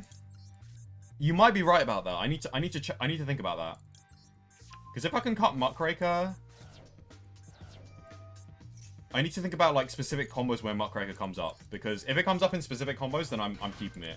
Because I think there are some situations where you have to go Muckraker. But I think you're right, because I think usually we needed Muckraker because Beatrice wasn't a Fiend. So you couldn't you couldn't do the combo that I just did there. Because you needed 2 Fiends for that. And Aerolita is the Fiend.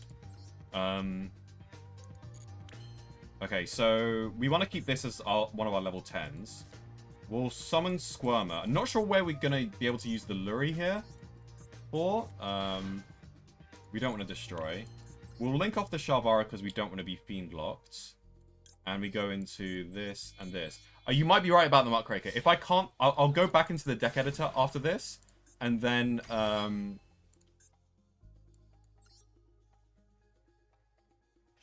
okay, what do I do next again? Okay, so, oh yeah, so we use these 2 to go into Sprite Elf. That will get us our Rage back from the graveyard during our opponent's turn. And then we make a Varudras with this. Yeah, okay, that's what's going on. Cool, and our Varudras will be untargetable as well, which is really, really cool. Unfortunately, we don't get a Phantom for this combo. But I think that's fine. It was either Phantom or it was either Phantom or Varudras, and obviously we choose Varudras because an Omni Negate is just too strong, especially when it's an untargetable Omni Negate. And I have 3 hand traps as well. Okay, do we have any more extenders? Other than Aerolita, which takes setup, we don't have any more extenders. Therefore, we end our turn. I think we could potentially have summoned Aerolita from the grave if we went for a Phantom instead of the Varudras, and then destroyed a Yubel with our Gruesome Grave Squirmer. However, obviously we're sacrificing the Varudras, and also I don't know if the Aerolita actually gets us anything. Maybe we might have to go into... We might have to go into Muckraker and then discard a card, which I don't think I'm willing to do because I have 3 hand traps. And then that would get us maybe a Caesar. But I don't think that's better than an Omni Negate. So I think, like, Phantom Caesar is pretty good. It's technically more interrupts, but I think I actually prefer the Omni Negate with Varudras. Especially when Rage is, like, enough. And also, okay, well, you know, to be fair, this would have happened if we went Phantom anyway. So it's unfortunate. Oh, he's playing stuff in the Imperm column. He's playing stuff in the Imperm column. But we definitely saved this for Attract. Oh my god. I'm so tilted, man. I'm so tilted. Bruh. Why are you playing Lava Golem? He doesn't have a normal summon at least. So if we negate the Requiem, this actually gets us really, really far. In theory. Unless he's playing Drytron or something. Like, he has no normal summon. And then I have a 3k beta, buddy. Also with a bunch of follow-up as well, so...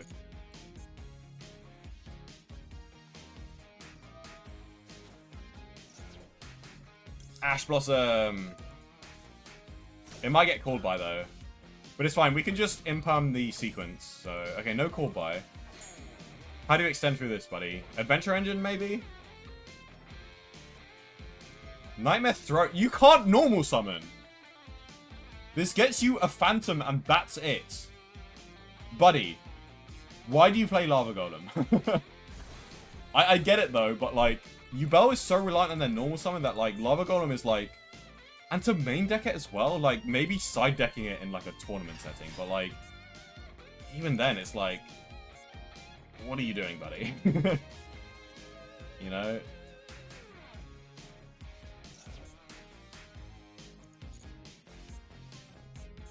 Man, why did you have to have the 1-for-1 with your Lava Golem? Like, come on. Okay, so this is going to eat 2 of our hand traps here. Have I used a monster effect this turn? Yes, I have. I've used Ash Blossom. So we use the effect failure here.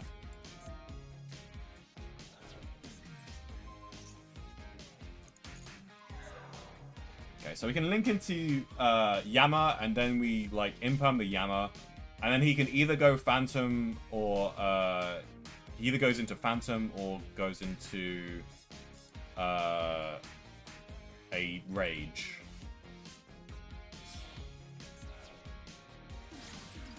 Cross Sheep? What happens if I imperm the Cross Sheep? It denies him access to, like, Appaloosa. I don't know if I want to imperm a Cross Sheep, though. Because I can imperm the Appaloosa itself. I don't think we imperm this Cross Sheep here. Oh, wait, no, we do. We definitely imperm the Cross Sheep, actually. Because this gets him Nightmare Pain.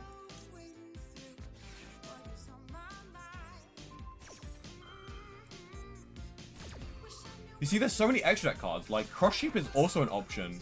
I don't think it's a priority, though, because it plays through hand traps. I think that's its purpose. It doesn't, because it doesn't benefit you in terms of link climbing unless you're playing Appaloosa. And even then, it's super situational. And, like, you don't need to link climb into Appaloosa because you have so many bodies anyway that you can make a 3-material Appaloosa anytime you want. Right? Like, Cross Sheep I think is, like, not good enough to run in Yubel. There are way better options. I think that, like, even Chaos Angel's a better option than Cross Sheep. Yeah, I really think Cross Sheep is a bad option. Typhon? Man, this guy's extra deck must be terrible. This guy probably, like, doesn't run Caesar. He probably doesn't run Desiree. But, yeah, I'm fine with this. I'll take 2-9. I have way more grind game than you.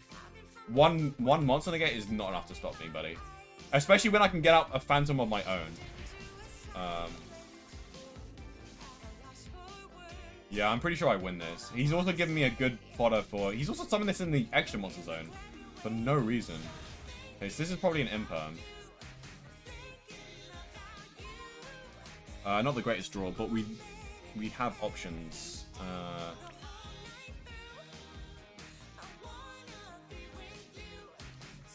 I kind of want to activate Opening Spirit Gates first here.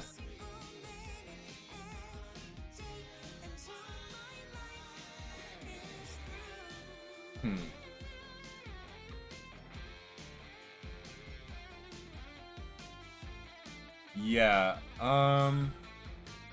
Okay. Oh shit! I don't have time. We'll activate. Well, actually, no. I don't. We'll get out Phantom.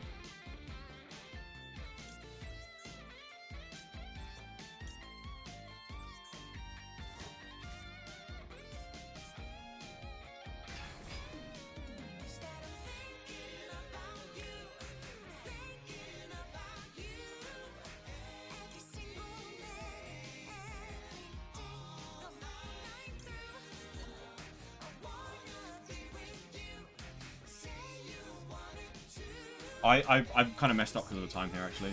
This is not good. This is very not good.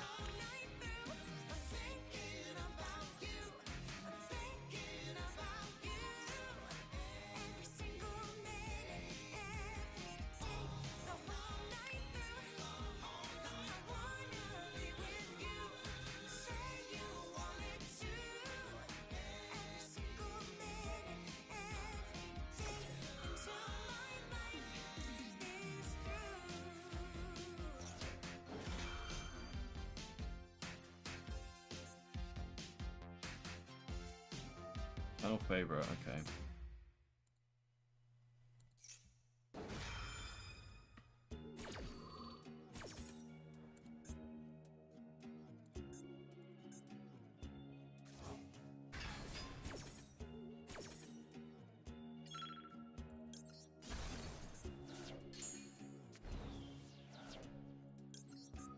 It really sucks that we don't have enough time to do this.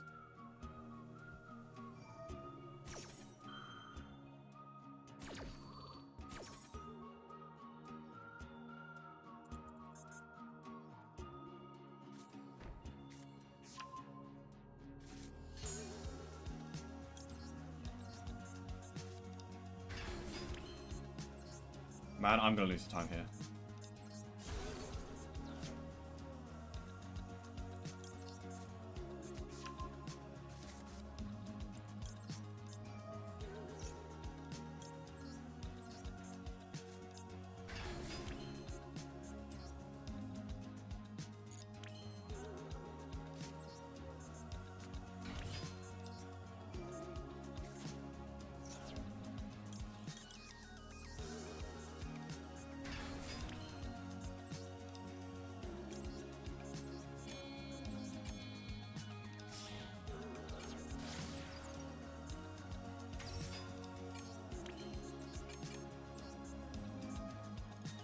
I need to summon Brewdress.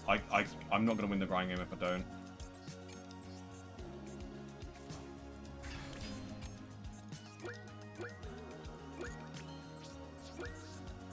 My Brewdress is in the grave. Okay, well, this is not going great. Oops, sorry, that was probably really loud.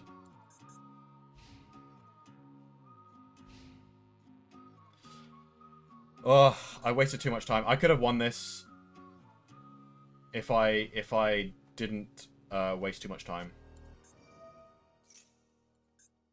I'm losing to a bad Yubel player. Ugh.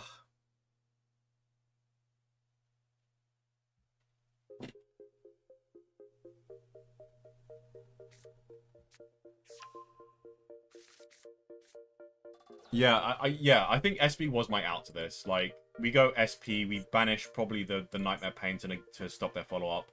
But in order to get SP out, I would have had to go into Almirage, and I wasn't thinking of that. Bro, why do you run this card? Oh my god! Oh, oh yeah, he added to hand. Yeah, I should have known that. Oh my god. I just didn't have enough time. I'm losing to a bad Yubel player, man. Because this guy runs Lava Golem. What is this?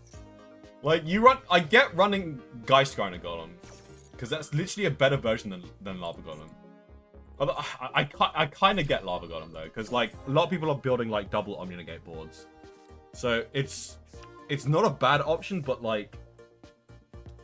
Sometimes, I don't think this card is good enough. Because, like, sometimes you're just, like... You're getting rid of 2 Omni-Negates, and then you can't normal summon, so you literally don't have a starter. I think you basically have to build your deck around, which, like, you can't really do. You can, like, max out on the Fiendsmith engine, I suppose, and then, like, you have 1-for-1 for a starter, and then, like, minimize the number of normal summons you do have, so you don't brick too much. I guess that's an approach to the deck, I suppose. You maybe don't even run Dark Beckoning Beast, don't even run Pyrrheus map, and then go, triple tracked, triple, I guess you can only run 2 Engraver. So triple tracked, 1 Sanct, and then you can't normal summon Luri, so I guess you keep 1 Luri. So then you can go, but I bet this guy's not running triple tracked. Like, I basically just got sacked with a 1-for-1. Because he wouldn't be able to do as much as he did if he didn't have 1-for-1. But yeah. I mean, I got sacked by the Lava Golem, essentially. which is like a bad card in Yubel, because you can't normal summon. Like, bro. I'm pretty tilted by this. Oh my god. He runs Cross Sheep as well. Like, it's such an ugly Yubel build. Like, a lot of people that have been suggesting in live chat, like, certain things, like, a lot of things I don't disagree with. One of the few things I do disagree with... Hold on. One of the things I do disagree with is the Cross Sheep. Okay, so let me think about Muckraker. Do I need this in the deck? So if we're going through the Aerial Eater combo, let's say we have any two bodies.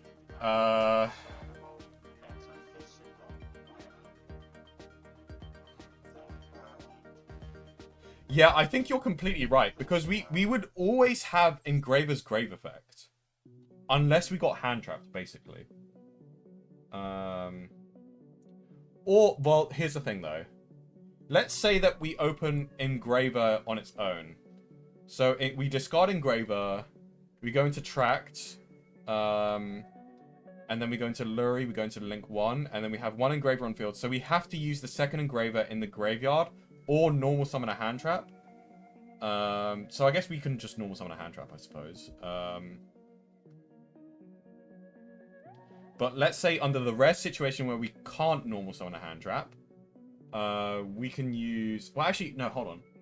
Let's say we do have a normal summon of a hand trap. We normal summon it, we go into sequence, and then...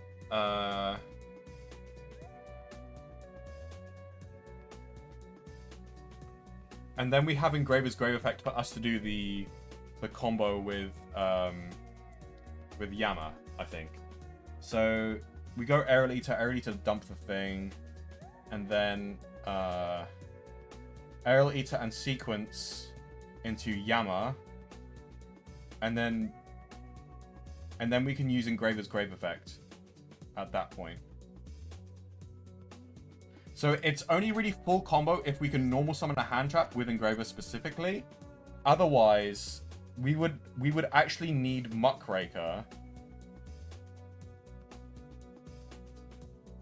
So Muckraker is only useful under the situation where we have Engraver in hand and we don't have a normal summon of a hand trap. Because then we have to use Engraver's Grave effect early to make the sequence. And then after that, after we go into Yama, we do not have an extra body to link into Rage, so we can't get Yama in the graveyard. Yeah. Okay. So Muckraker is only useful when we don't have a hand trap to normal summon, which is kind of rare, but it does come up. So, but that does kind of give an argument that, like, Typhon probably comes up more than the situation where we have a 2 of, followed by no hand traps that we can normal summon. So actually, does it work for Tract? I think Tract usually doesn't work because we can't really get Engraver Engrave without like a normal summon of a hand trap. So I think Tract works with a normal summon of a hand trap. Normal summon Lurie just doesn't ever work. I don't think. Opening the Spirit Gates usually doesn't work. Because I think these aren't questions about do we go into Muckraker or not. Because usually if we're going into Muckraker, we usually have Engraver's Grave effect. So, and the only situations where we don't have Engraver's Grave effect is... Maybe we don't have it during the Tract thing, right? Because we go Tract... Oh no, we do, because we can't really go for the combo anyway unless we have a normal summon of a hand trap. So we go Tract, and then we normal summon a hand trap. So Tract plus a normal summon of a hand trap is enough, right? Because we go Tract into sequence using the normal summon, and then we go... Yeah, and then we go Yama, and then we use Engraver's Grave effect that we summoned off of Requiem. So... Yeah, I think we cut Muckraker for the Typhon. Because Muckraker, literally the only situation where we need Muckraker is, well, one for the follow-up. But our game plan is, instead of going for follow-up, our game plan... Hold on. Do we need Muckraker during certain combos, though? No, because you can usually... If we need a random link to someone, we usually get Moon of the Closed Heaven. Because we usually shuffle this back in the combo. We also have Sprite Elf as well. And, like, we have Moon of the Closed Heaven to get out of a Fiend block. Which is, sometimes I summon Muckraker to get out of the Fiend block. But Muckraker's not a bad endboard piece, but it doesn't provide enough. Because it's a very situational, like, kind of destruction protection.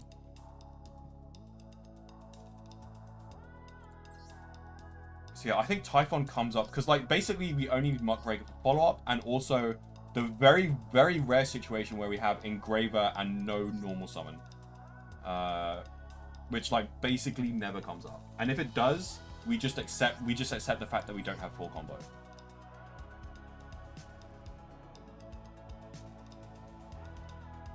Yeah, okay, I think I'm happy with this. I might want to add a third Purius map. No, it feels like too much starters, actually. Because let's count the one-card starters. 1, 2, 3, 4.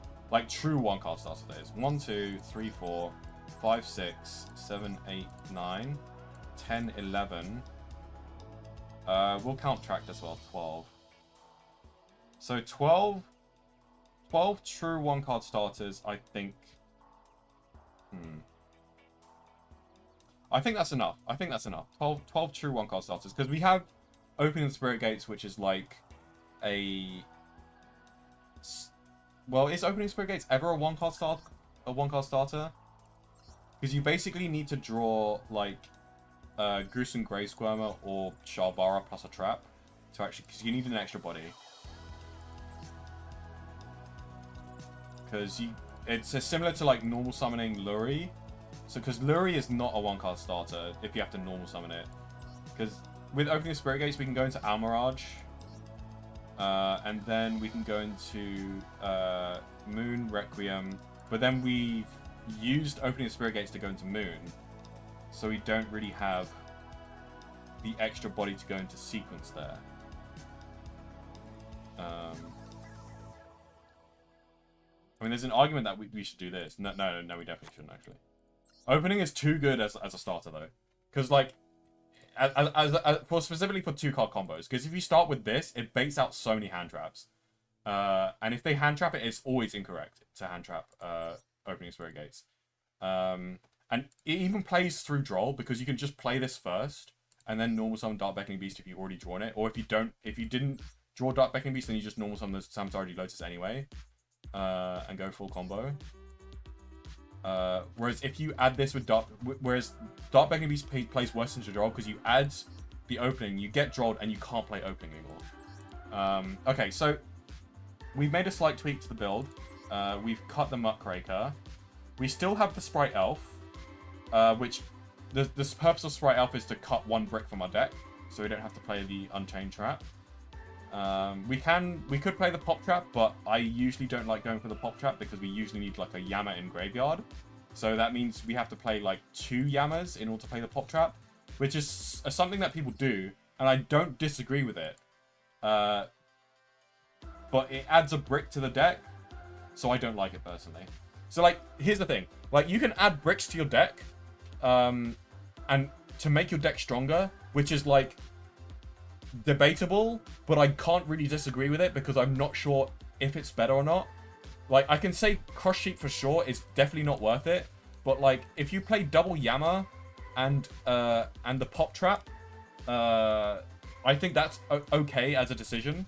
But obviously you have to cut something. You probably cut the Typhon for my build specifically. Maybe you even cut Almirage. I personally like Almirage because it plays through Imperm. It also turns this into at least an SP. But actually, come think of it. This Almirage is only for playing around Imperm, basically. But actually, I think that's good enough to have. Because like Imperm is really, really common. It also helps us get into SP to banish something to break boards. So I think Almirage has served me so well. Like I'm definitely an Almirage fan. And basically, yeah, the reason why I'm running Typhon and Almirage is because in my personal experience, they have served me super, super well when they do come up, even though they are situational.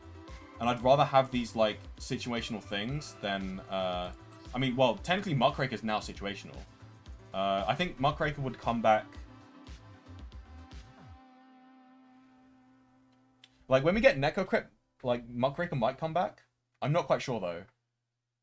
Because I know I run Muckraker in the TCG, and I remember there was a reason why I do that.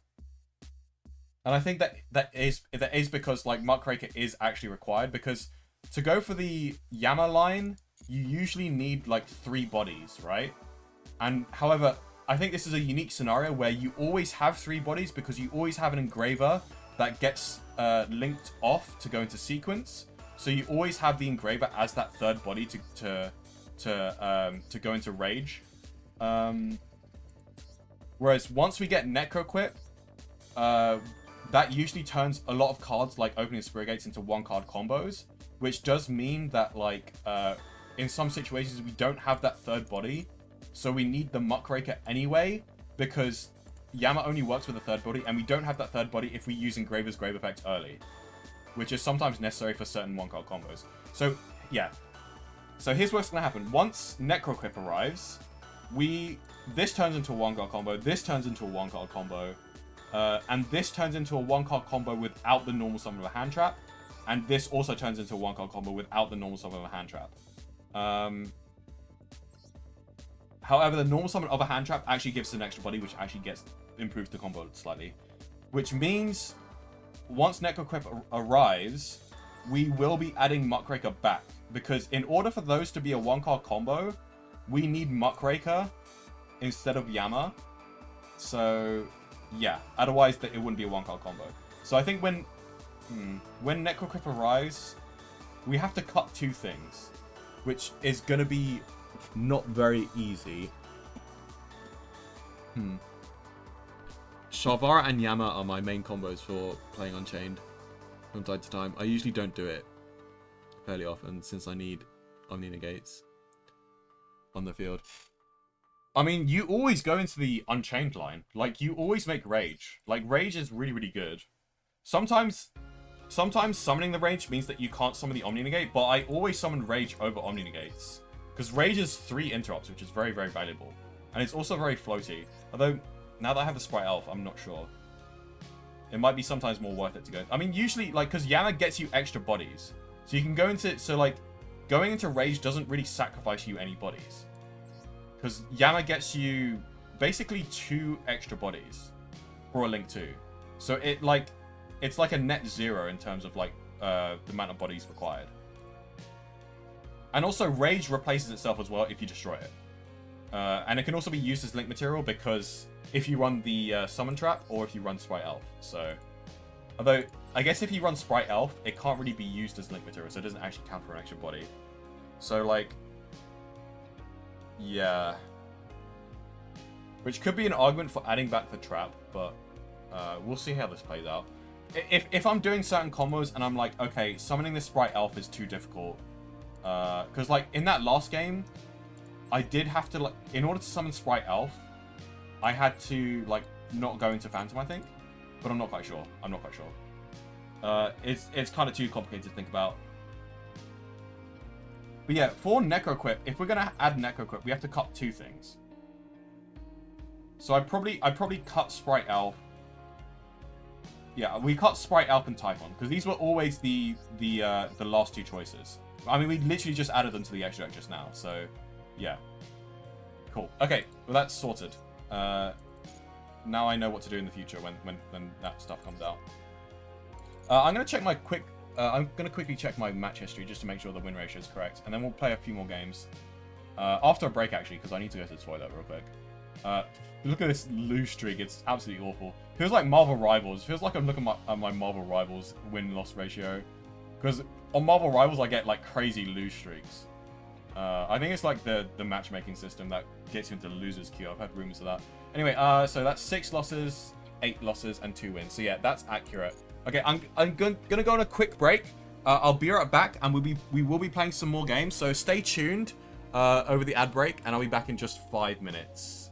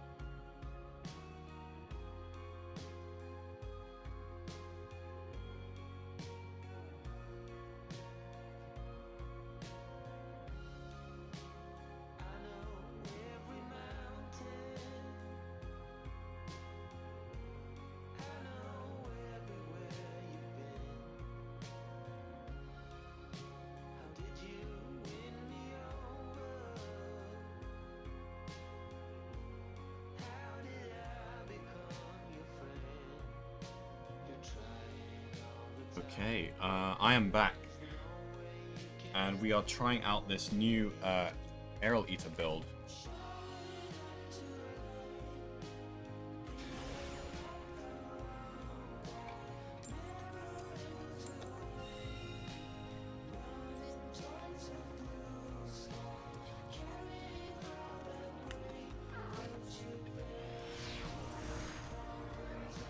Also, we have been having some very unlucky games today.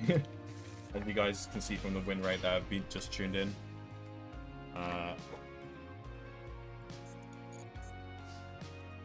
I am starting to feel like I should add more copies of Pirius map, because... Well, then again... This is probably okay.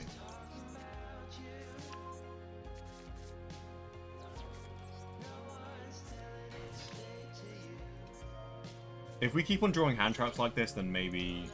Because it would be nice to have 2 starters, but... This is still a good hand, like, more or less.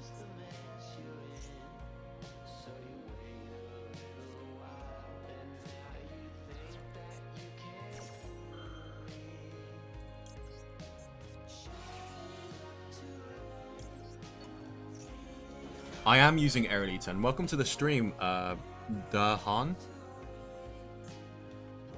Welcome. Yeah, so, I actually just discovered this stream, like, a live chat had told me, like, an hour ago, that Aerial Eater just got added to the game. So we've been changing the deck quite a lot, the extra deck mainly. And it probably looks a little bit weird, but there's a lot of justifications behind this. I feel like this extra deck build is, like, really ahead of the curve for, like, Yubel decks here. Because a lot of people are, like, too afraid to cut things, whereas I'm not. And, like, adding stuff like Typhon, I think not a lot of Yubel players have Typhon in their extra deck, but Typhon's a really, really good card.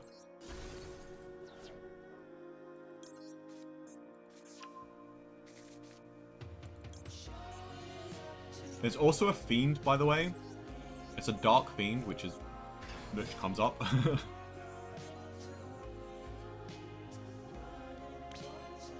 This guy still has an interaction. At least it's not a Maxi or something.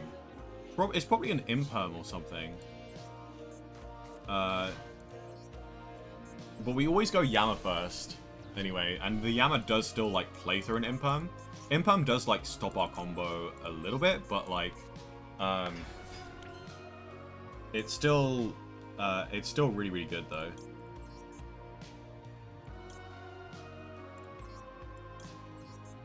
We can also make a second Phantom if we need to extend our combo here. Oh, now you nib. Oh. Okay, well, I wasn't expecting it to be a nib because I was expecting to get nibbed right there. So he had an opportunity to nib me and didn't take it. This guy doesn't know how to play against you well. And then, like, the worst thing is that now he's extended my combo. That does not negate it, buddy. That literally does nothing. You're so bad. He could have... And you know what's worse? He could have baited my... Like, he could have waited for me to go into Yama, right? And then used the Magnuma on my Grave Squirmer. That could have baited out my Phantom, right? And then I could have gotten nibbed. This guy had a very good opportunity to outplay me, and he completely missed it. I could have been absolutely cooked by him with a hand like that. In fact, there are actually some situations where I'm like, do I negate this Bestial? But, like, if it's against a Goose and Grey Skirmer, I probably would be very, very tempted to do so. And just not expect the nib. Which is, like, pretty much worst case scenario. Because, like, not only do I lose my entire board, but he still has the Bestial in hand. But luckily, this guy misplayed. So, he still has interactions, though. Could potentially be another Bestial. And because it's another Bestial, I think we'll go Gruesome Grey Skirmer now. Actually, hold on. No, I think we do go Gruesome Grey Skirmer now. Because we have 2 spirits in grave, so if he Bestials one, we can just summon the other.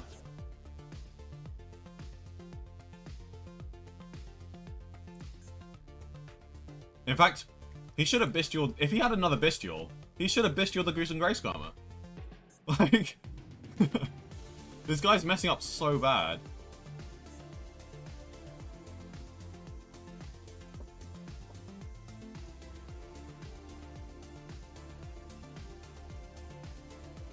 I think he's starting to realise that he can't really bestial here. There could be another opportunity to bestial. I think bestial in the Yammer as soon as it hits the grave. He has to do it as soon as it hits the grave though, because this banishes for cost, so... Okay. I could have got cooked that game though.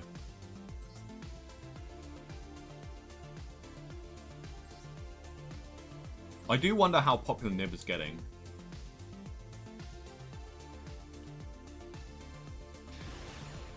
Personally, I like having it as a one-off. I actually have it as a one-off in TCG as well, interestingly enough. But that's for a different reason. Because I have it as a one-off in Master Duel because it's a... because it's good to draw off of Maxi if your opponent combos like crazy when you Maxi them going second. Or Flow Loss them going second. With no cards. But the main reason why I have it in TCG is actually as a Metal Tronus target. Or Detonator. So, okay, well this hand is awful, but thank God we're going second, because that extra draw might come in handy. I really am starting to feel like I need another Perius map. Maybe that's the reason why I've been losing, because I don't have enough starters. But 3 Perius map feels kind of bad. I guess we have to Veiler this.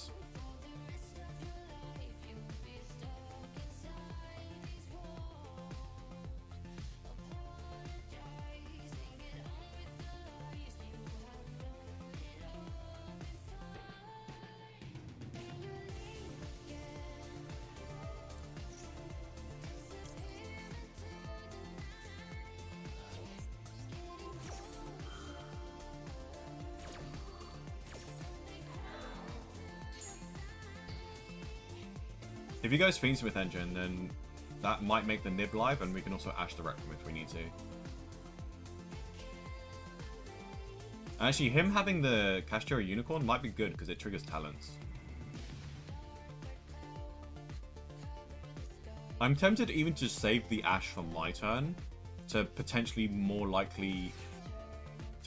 me more opportunities to use the talents, and then we just like kind of nib him. For this Fiendsmith combo.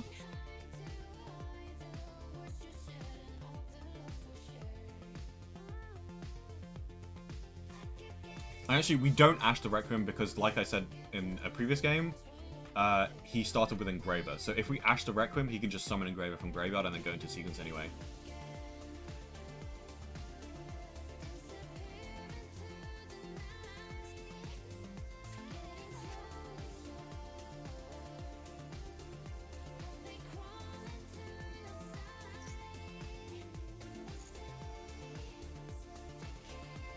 I have a feeling he knows I have an Ash, based on the flashes that I've been giving him.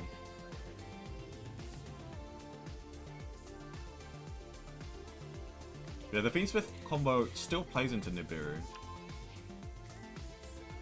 So I'll probably nib him after he uses Engraver's Grave Effect, I think. I'm not sure if he has to use Engraver's Grave Effect, actually. You can actually save it through the nib, I think. Actually, that's not true, because, like, he goes Lacrima, and then I'll nib him, like, after Lacrima when he threatens a Caesar. Not sure if he will go Caesar, like, not everyone goes Caesar, but, like, I pretty much never go, like, immediate Caesar, unless I feel like they have a nib. Which is a lot easier to feel like they have a nib on Master Duel, based on the flashes, but...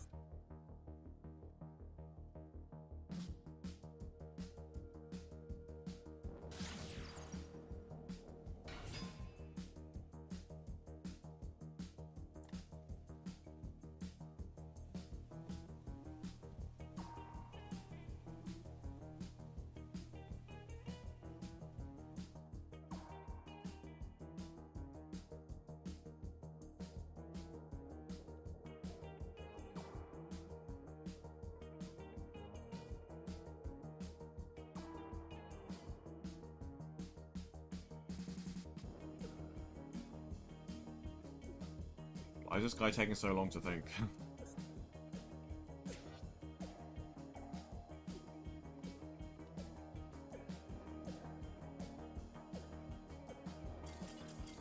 What? Connection failed? He surrendered? Was he like calculating the combo and like maybe he's like playing Snake Eyes or something and he's like thinking, does this get me full combo? And then he realized it doesn't because he needs like a third body or something maybe? I don't know. No, but he has a third body. Whatever. Anyway, next game. There's like no reason to surrender there.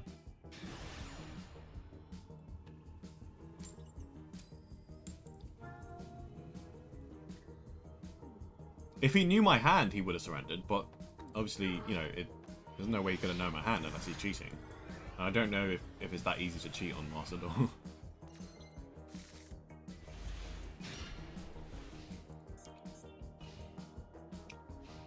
Yeah, we really are drawing these hands quite often where we only have one starter but a bunch of hand traps, which is good for this format.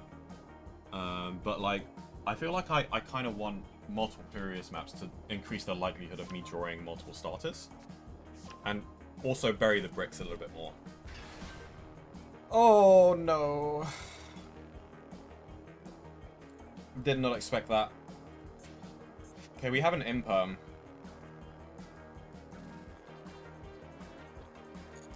I will save the imperm for later. Oh, yep. I was right to save the imperm for later. Because this was not full combo. But yeah, if he like normal summoned a Lotus, I probably would have gone chaining. I probably would have gone imperm on the Phantom specifically, and then, well, yeah, well I'd probably like chain the Ash to the Lotus first, and then like activate Pure Loss if he has an extended through that, which is unlikely, but yeah. 3 face downs. Hopefully they're all bricks. We'll definitely start off with the imperm. But yeah, this is kind of tricky. Alrighty. This is very tricky now. Because we essentially don't have...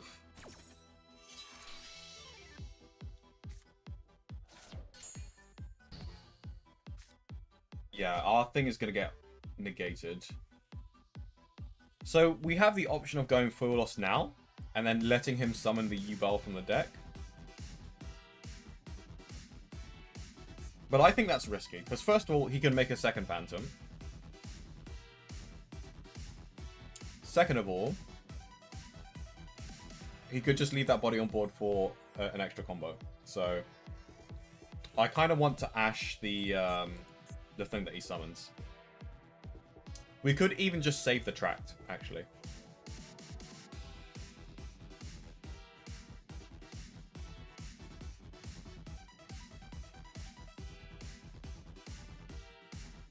Okay, I think I know what to do.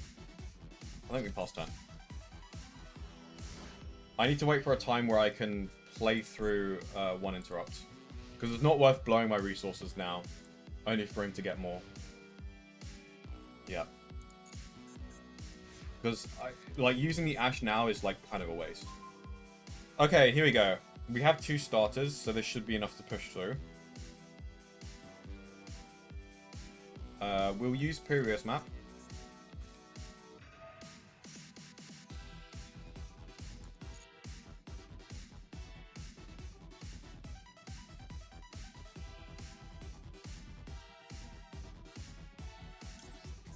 Okay, we're going to add Dark Beckoning Beast. And the reason is because we're going to use Tract as... We're going to get the Dark Beckoning Beast negated here. And then we'll use Tract later on. And I kind of don't want... I kind of want to Ash the thing that he summons from deck. So I'm actually going to use Fleur Loss now to bait out the Phantom. Because we're not going to use... We're not going to be able to use Fleur Loss later on. Because our board is probably going to have something on it. These Drolls are kind of dead though. And yes, that was exactly the correct thing to do. Because now we've baited out the Called By. So that's really, really good for us. Next, we normal summon Dark Beckoning Beast, let it get negated, and then we Ash Blossom the thing because we don't want them to have a body. Not only does it deny the body, but it also denies them from making another Phantom without having, unless they have another starter. Because we do need to make our push this turn.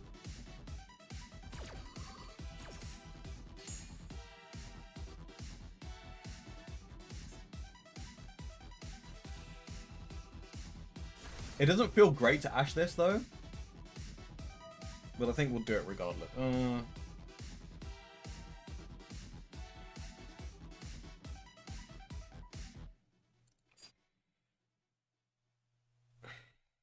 Yeah, we Ash this. It prevents him from making another Phantom easily. It gets rid of the body so we can actually do damage this turn as well. Okay, well this is fine. Because now our Tract is not going to be negated. So we burned through all of their non-engine. And now we can just use Tract to go essentially full combo. We are going to have to deal with a Terra Incarnate though, which is pretty simple. We basically just use Engraver to send it to grave because they don't have the field spell. So depending on their last card in hand, this should go well. They had a quick effect. They have something. Could be a Veiler. I hate this, man. I'm almost tempted to go SP here. In fact, SP is pretty good. SP, like considering they have a hand trap here. Which is either a Bestial or a, yeah, I'm pretty sure we go SP here. I think SP would win the grind game here.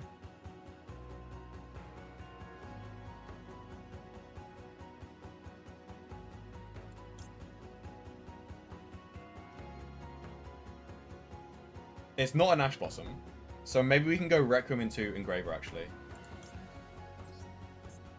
But I think we should think twice before going into sequence, because it's either a Bestial or a Veiler. Then again, we can always go SP after the Veiler, come think of it, actually.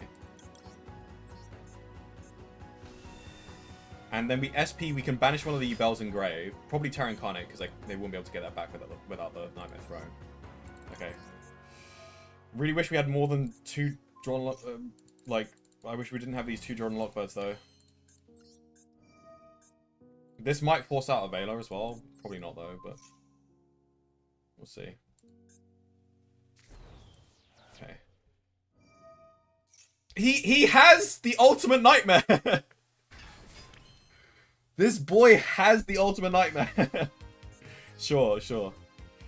Why are you Bell players like this, man? Okay, so... I do like Yama as an option here, actually. Yama... Okay, we don't have normal summon.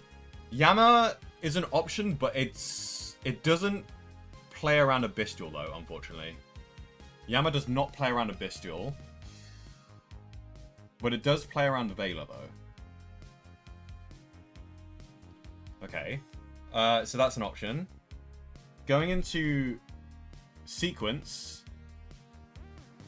does actually play around a Bestial. And it plays into, and it also plays around a Veiler as well. Wait, does it? No, it doesn't.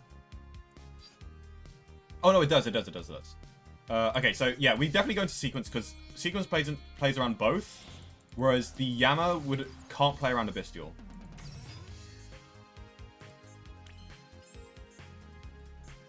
Okay, so I think we go Aerial Eater here. Yeah, we go... Well, I don't have to announce it until it resolves. Okay, so no, it resolves. So we do have an option of Desiree, but that doesn't make the most use of the Engraver. Also, we haven't gone into the Yubel engine, so yeah, we just go this.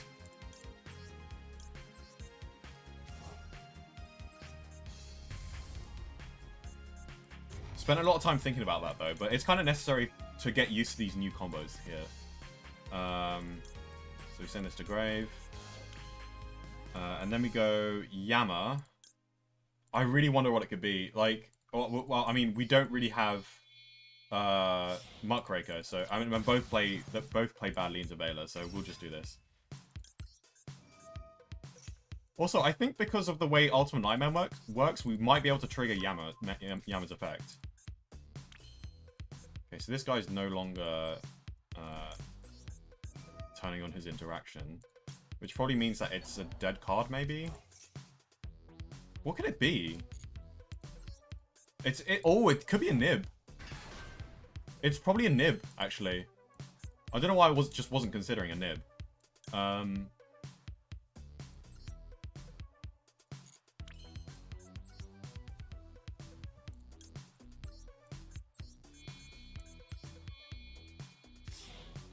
Might be tricky to play through a nib.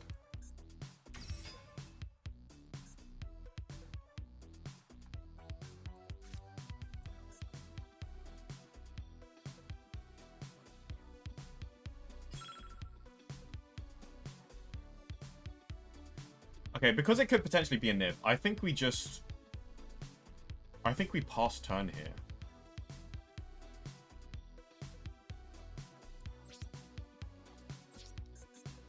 Yeah, we pass turn here. I really don't want to play into nib. We have the Lotus for follow-up,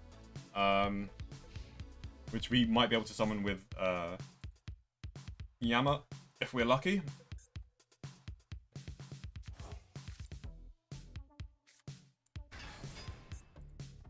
Okay.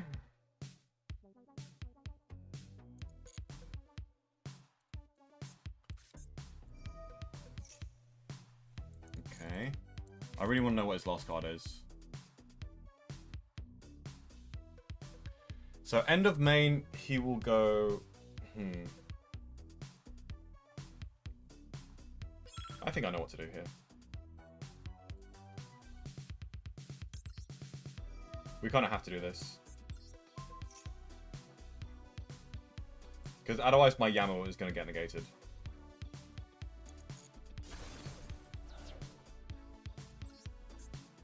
We can also chain block the Yama here, which is really, really good. So Yama, chain link 1, and then Rage chain link 2.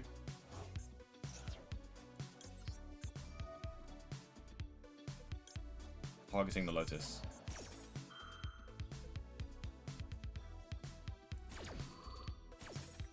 Okay, doesn't negate it. He really does want to save that for the Rage effect. Which is fine. This is actually fine for me. I'm going to take 18 damage. And that's fine.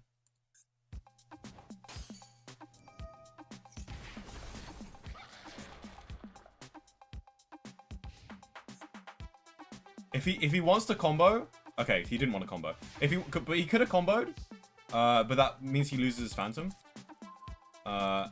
And I think we can play through a Phantom, maybe. We need another Light Fiend actually to play through a Phantom.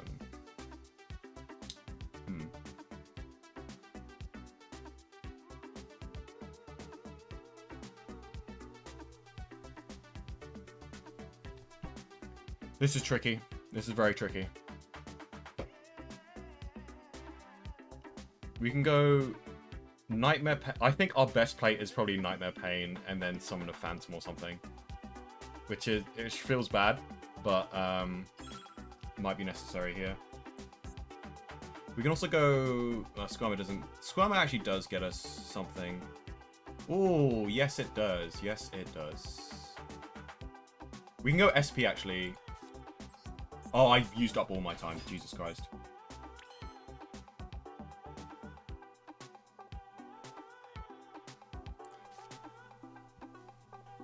No, wait. We do have to go Nightmare Pain, actually. We have to go Nightmare Pain here.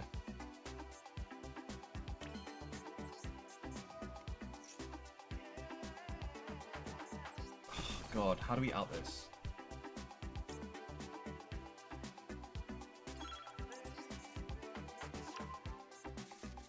I think we just keep this board. No, we have to go Phantom.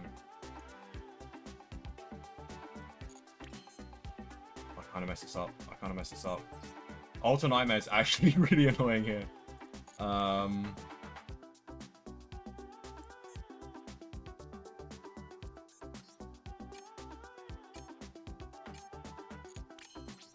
Okay, we can save... It's so tricky, man. If he draws a starter, I'm dead. But, like, I didn't know what... I don't really know what to do there. I think the answer was definitely an SP at some point. But I didn't have enough time to execute that strategy.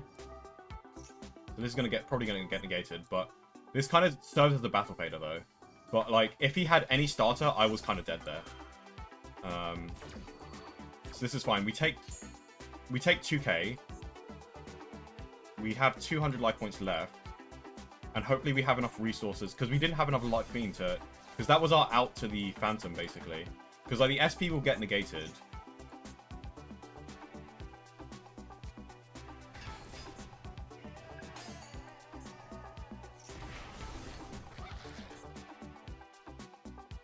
He's run out of Phantoms, though, at least. So that's good. And I think we can just kind of go crazy with our Phantoms. This is a damage step thing, though. So, like, we can't actually negate this effect damage with our Phantom. And not only does it do that, it also destroys it as well. So summoning Phantom would have mean that I would have lost the Phantom. Okay. This is not good for us. He has a rage now. Oh god. I don't know if I could have played that better. I think I'm happy with my decisions that I made. It was a Shavara in hand. It was a Shavara. That's what that quick effect was. Okay, okay, here's what happened, right? I overthought this. I should have gone for a bigger combo. But I was just scared of hand traps, right? I was scared of getting nibbed. And stuff, because he had a quick effect. But now that I know it's a Shavara, I could have gone through full combo. But I'm still happy with my decision, though, because it's like... I played safe. I'm probably paying the price for it now, though, but... Does he have Fiendsmith stuff? If he does, he goes full Fiendsmith combo here, basically. What is it, the Pop Trap? Why? These Yubel players are very inefficient. Like, you should not be running these cards. Although, then again, like... It's fun to run these, but it's just not competitive in my opinion. Like it's just too bricky. Like I've had 2 bricks in my hand, and I'm still like basically like holding my own against this. And like this is like working out now, but like yeah.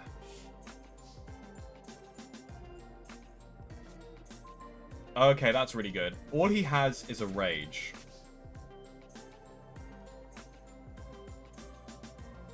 And I have a Phantom to negate this rage, actually.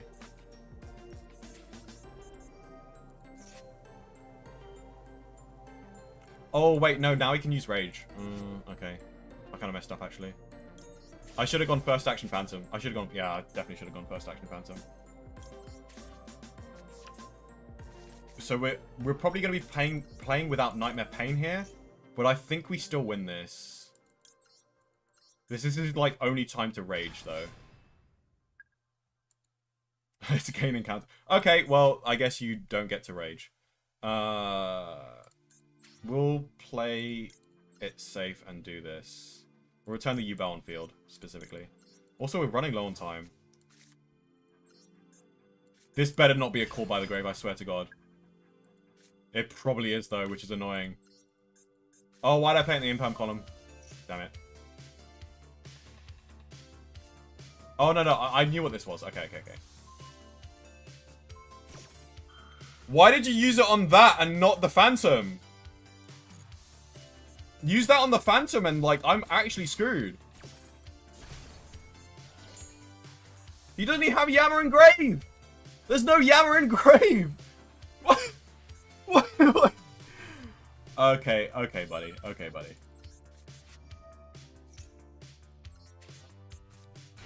I'm sorry. It's actually over. I'm just gonna play quickly. So it might not be over yet, to be fair. But, like... It's basically over. I think he could have stopped me if he played it correctly, but like, what was I expecting from a Yubel player that plays Mature Chronicle? Like, it's too bricky of a card. You shouldn't be playing it. It can win you some games though, to be fair. So it's like, it's not completely bad. It's a similar card to Cross Sheep, actually.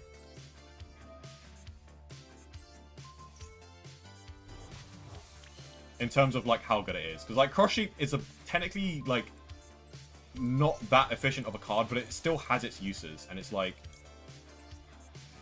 yeah, it's not bad, but it's not good either. So okay, we're just gonna go for a simple combo here purely because we don't have enough time. Probably gonna go for a Caesar. I think Caesar does go pretty hard here. We don't really have enough time to go into sequence, although sequence might get us a better combo. I think we'll simply just poke for a bit of damage and then make a Caesar. And we have a pretty decent end board here. Especially when they're just top decking, so... And they've gone through both of their Phantoms, so we've basically won. Put in defense. Not that it matters, but...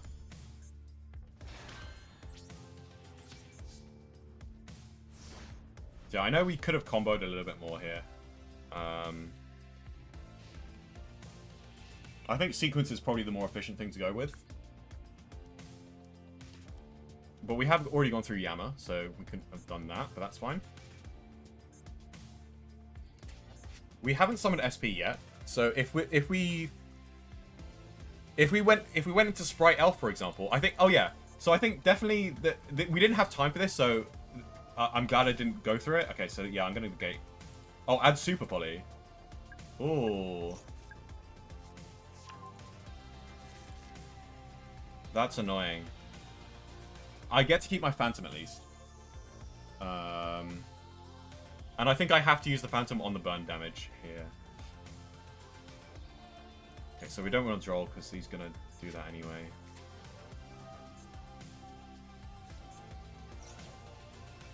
I didn't see that for some reason. So yeah, definitely the sequence into Desiree was a much better option. So we can negate the burn damage here. But this is going to be a tricky game.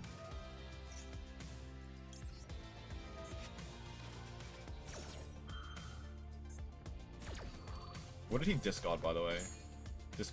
Discarding a Lotus is fair enough. But, like, unfortunate that he's been forced to do that. So my win con here is basically just SP.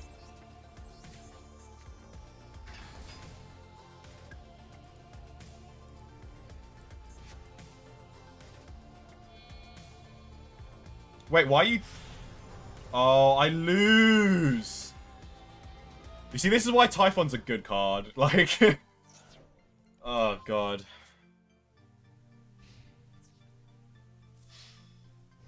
That's well played by my opponent, though. I'll give him credit. If I had anything else apart from that draw, I could have won that game. But just the double draw in hand was, like, too much. Also, if I had more time to do the combo, I probably would have won that. Man, this game is hard, though. Fucking hell.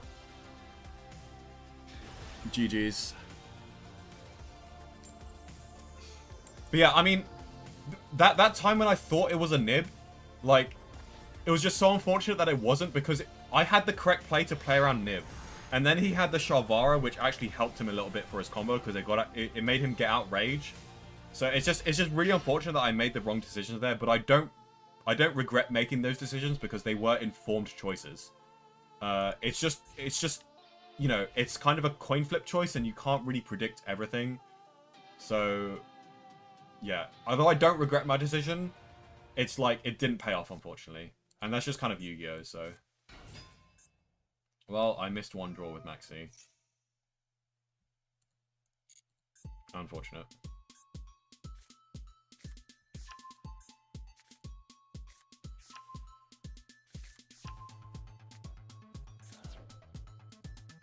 We'll chain Maxi to the next special summon.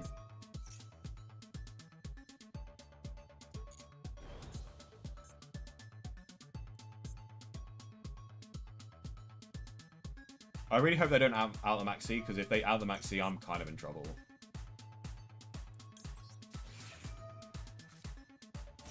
Because the end board for Plant Link is kind of nuts. Oh, it resolves. Let's go. I have a very high chance of winning this now. Just because Maxi's so stupid. Does this have any effects like while it's face up? Apart from the attack gain. Yeah, it's basically just the attack gain.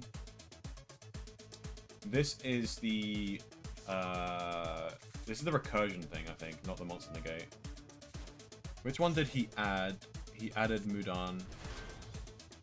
Oh, Fluilos! Oh my god. Add one weaker spell trap.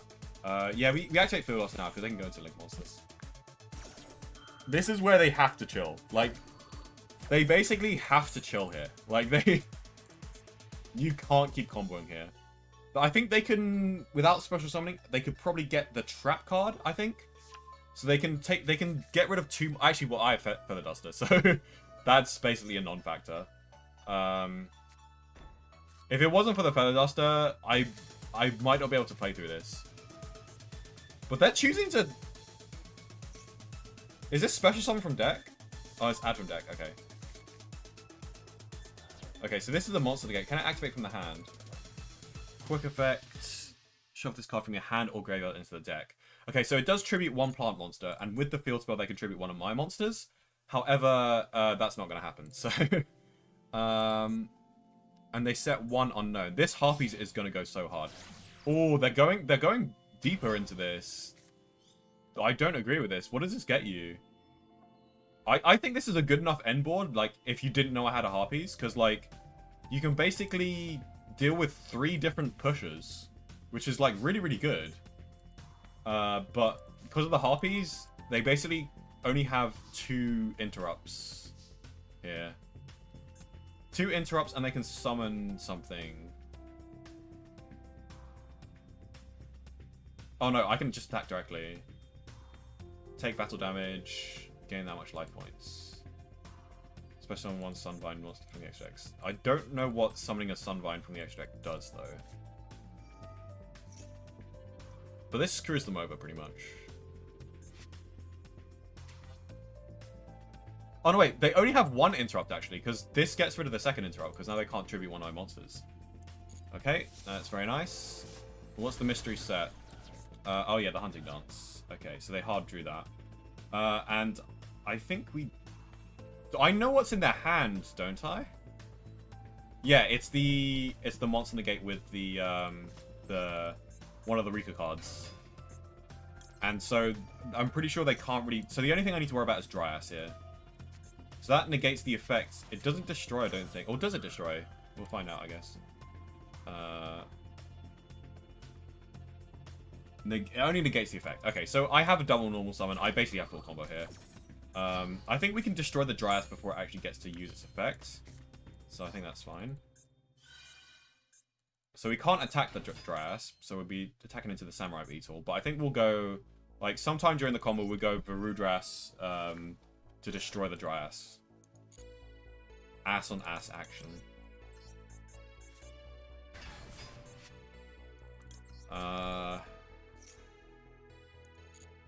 Yeah, this guy basically lost because of Maxi.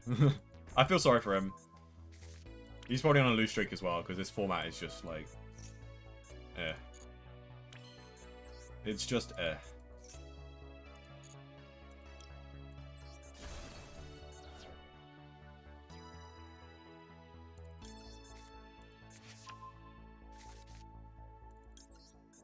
I'll activate Engraver. That might make him surrender quicker, but...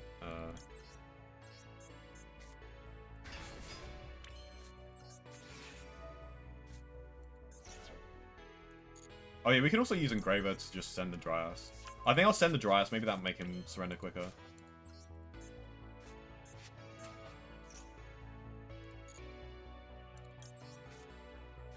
Come to think of it, we actually send this instead of the Dryas.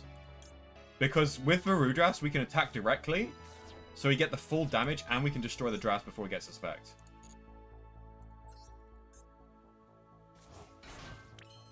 I don't think he has any grave effects. If he does, I guess we'll find out, because I don't want to waste too much time here.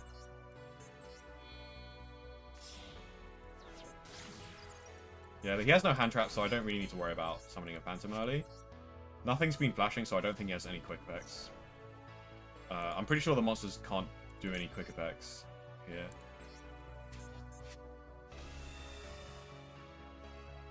So we send the 0 attack monster.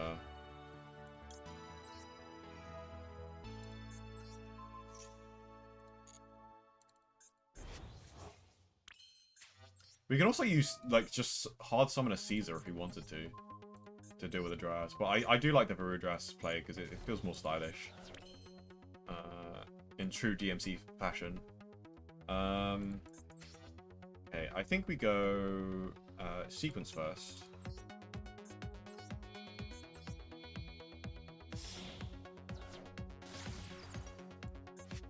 We have Engraver's Grave effect as well. We could go Desiree here, actually. 1, 2... Yeah, so we have 3. Yeah, we just go Desiree.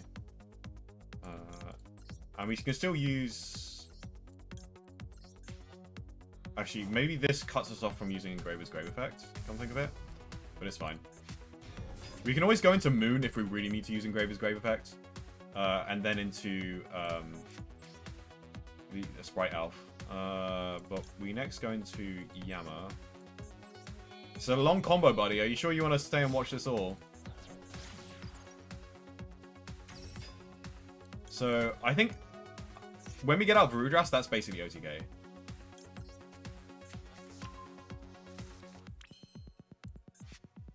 But actually, you know what?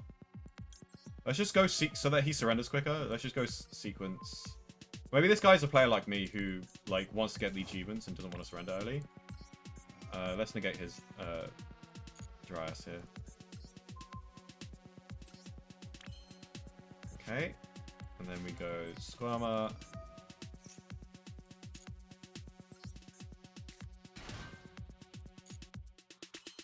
Squirmer into Rage.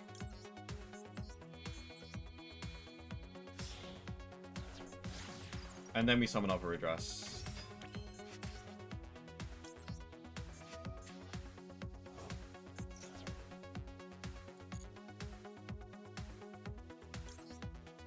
Oh, we should summon Phantom.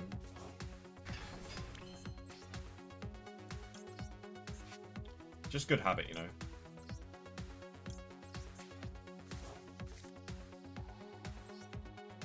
Hello, Sky. Welcome to the stream. How's it going? Okay, so we're gonna summon a Varudras here. I think. Oh well, technically we don't have to. Actually, we do. We do have to destroy the Shalvara. So it's kind of awkward because like the Shalvara makes it a little bit harder to go into Sprite Elf. Although we could just go like Moon to get out the Fiend Lock and then into Thingy. But yeah. But for simplicity, we'll destroy the Shalvara here.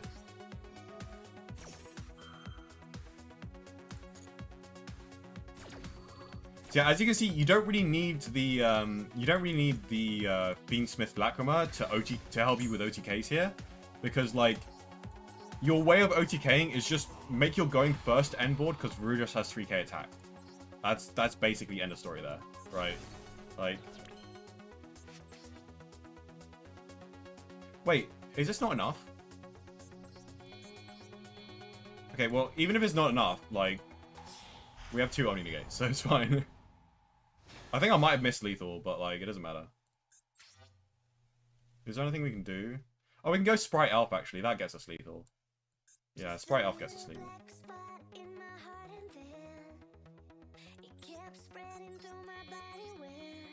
We can also make another Phantom main phase too. So yeah, activate Sprite Elf, get us back this thing.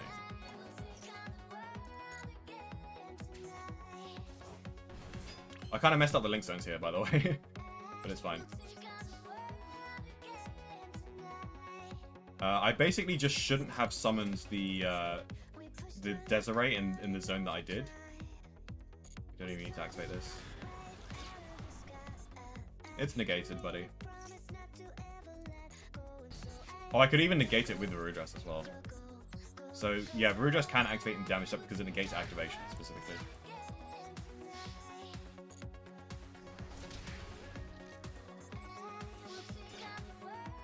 Also, yeah, you never summon Desiree in the Elf Zone because Desiree can't be targeted anyway. Winning. Because of Maxi. Okay, so I'm not gonna add the third Perius map still. Like, I think 2 is still fine. Like, because drawing these hand traps is very important. Like, you need to maxi your opponent in this format.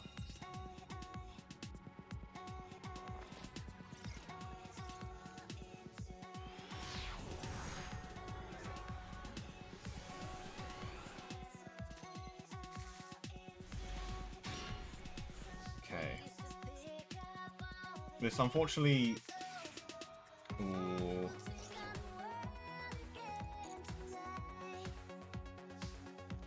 I don't know if I want to Lotus this. We either Lotus give him 2 draws, or we just pass. And I kind of want to just pass. We have a Maxi. Like, it's like not worth it. Like, 2 draws for 1 interrupt is just not worth it.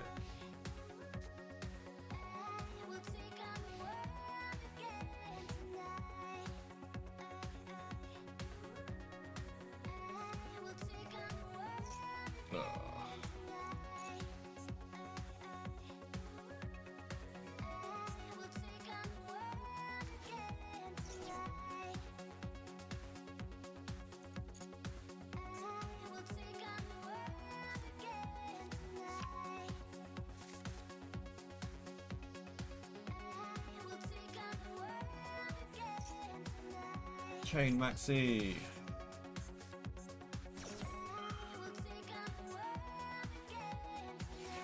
No. Man, always just losing the Maxi minigame. I don't think 1 imperm is enough to stop this, but we'll find out. And unfortunately, I can't surrender this game because I would have been activated a trap, so that's progress towards the achievement.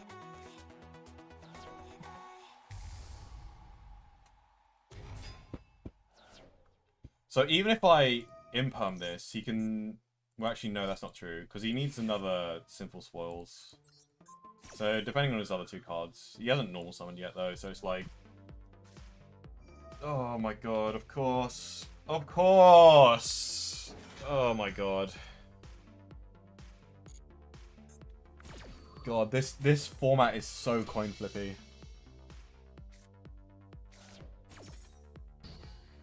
Like, it's just all about these power cards, and like, do you have the out to them? Like, when like so much weight is like bared on a card like Maxi and Fuelos, it just makes for such coin flippy formats because it's just like you gotta play the minigame first, and the person who wins the minigame wins the game. It's just so stupid.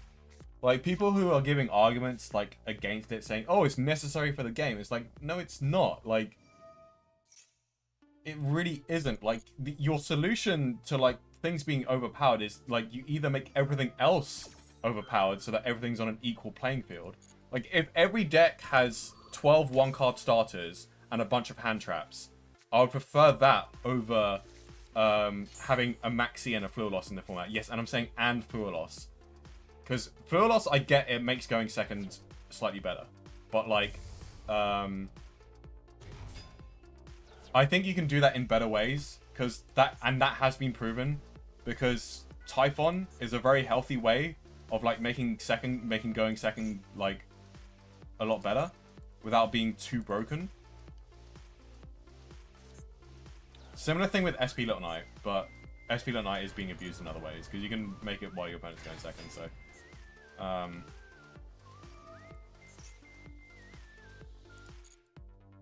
oh my god.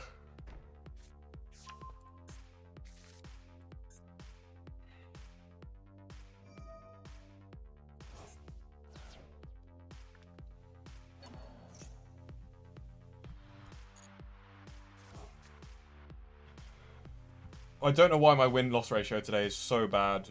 Like, especially since we're in Diamond still. Well, I say still, it's like only day 7. But like, I can't really blame it on my deck though, because every single time I've lost, it hasn't been because of my deck. Like, it's basically either a maxi mini game, I lose a coin flip going second, and it's like I can't break the board. Like, a lot of the times I do have hand traps as well, but like, sometimes these hand traps aren't enough to stop them. Like, for this example, I played 2 hand traps, he had the out to both of them. Like, there's just nothing I can do against that. Like, even if I went second, I would have lost this. Let's turn this thing off.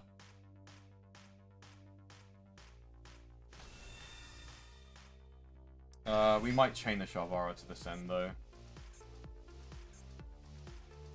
Might prevent him from OTKing me.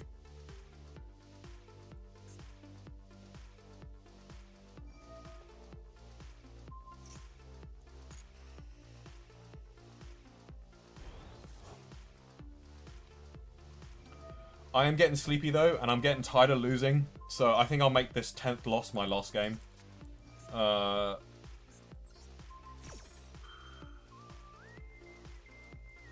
We'll put this in attack mode as well, actually.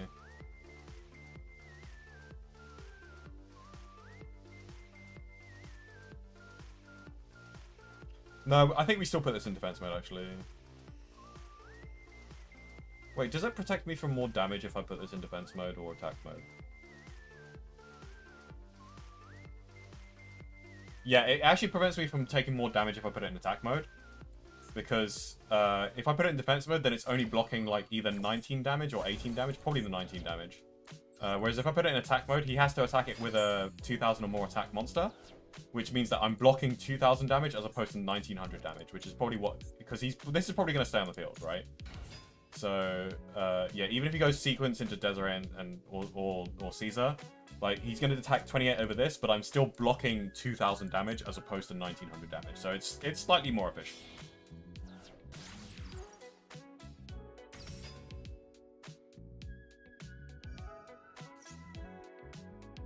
It also had the potential of waiting out this Omni Gate as well, which is good, but yeah. Oh my god.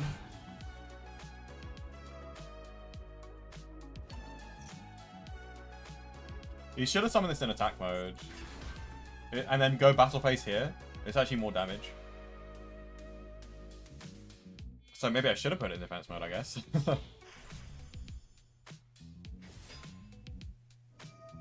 Actually, this is probably more damage, actually, because you just go and Snake Eyes Engine, yeah. This is probably OTK, so...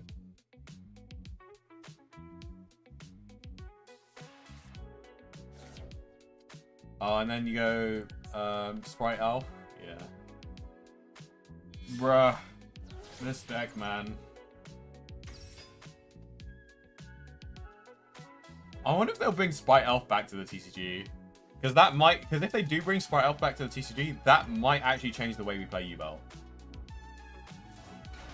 Because I might just add Sprite Elf into my deck. Do I actually own a copy of Sprite Elf? Maybe I should buy a copy before they unban it.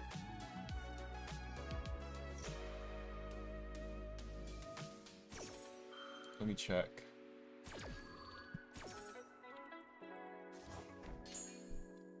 I don't have Sprite Elf. I need to get my hands on the Sprite Elf.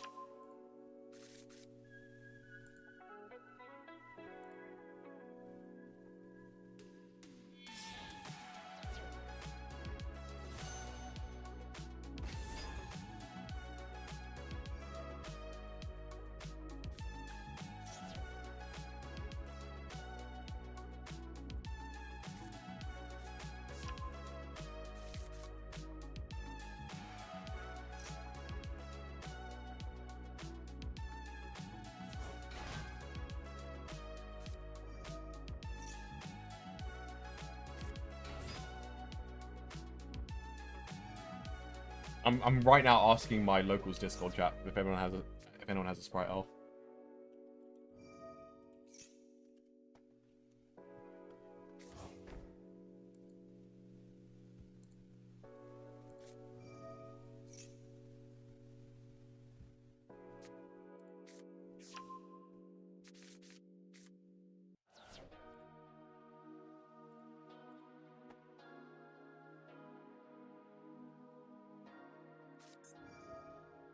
You're wondering why I'm not surrendering? It's because I want this trap to count towards my progress to activating traps. Because you need to activate like 2,000 traps to get like 200 gems. But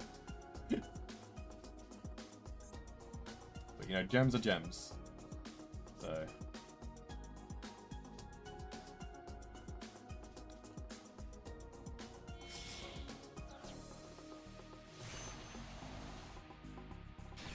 Surely this guy had OTK at some point.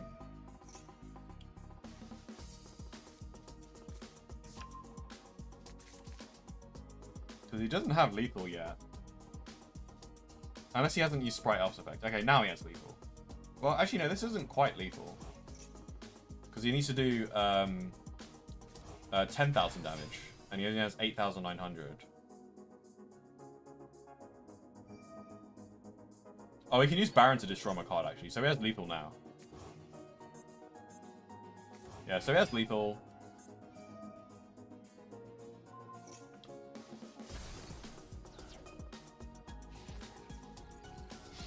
Yeah, like I said, this is going to be my last game. I'm getting tired. Tired in general, but also tired of losing. I'm definitely not hard stuck diamond. Like... That's not the case, but like this format is really coin flippy. Like it didn't used to be like this, and like Yubel, like last format before the Fiendsmith stuff wasn't even tier 1.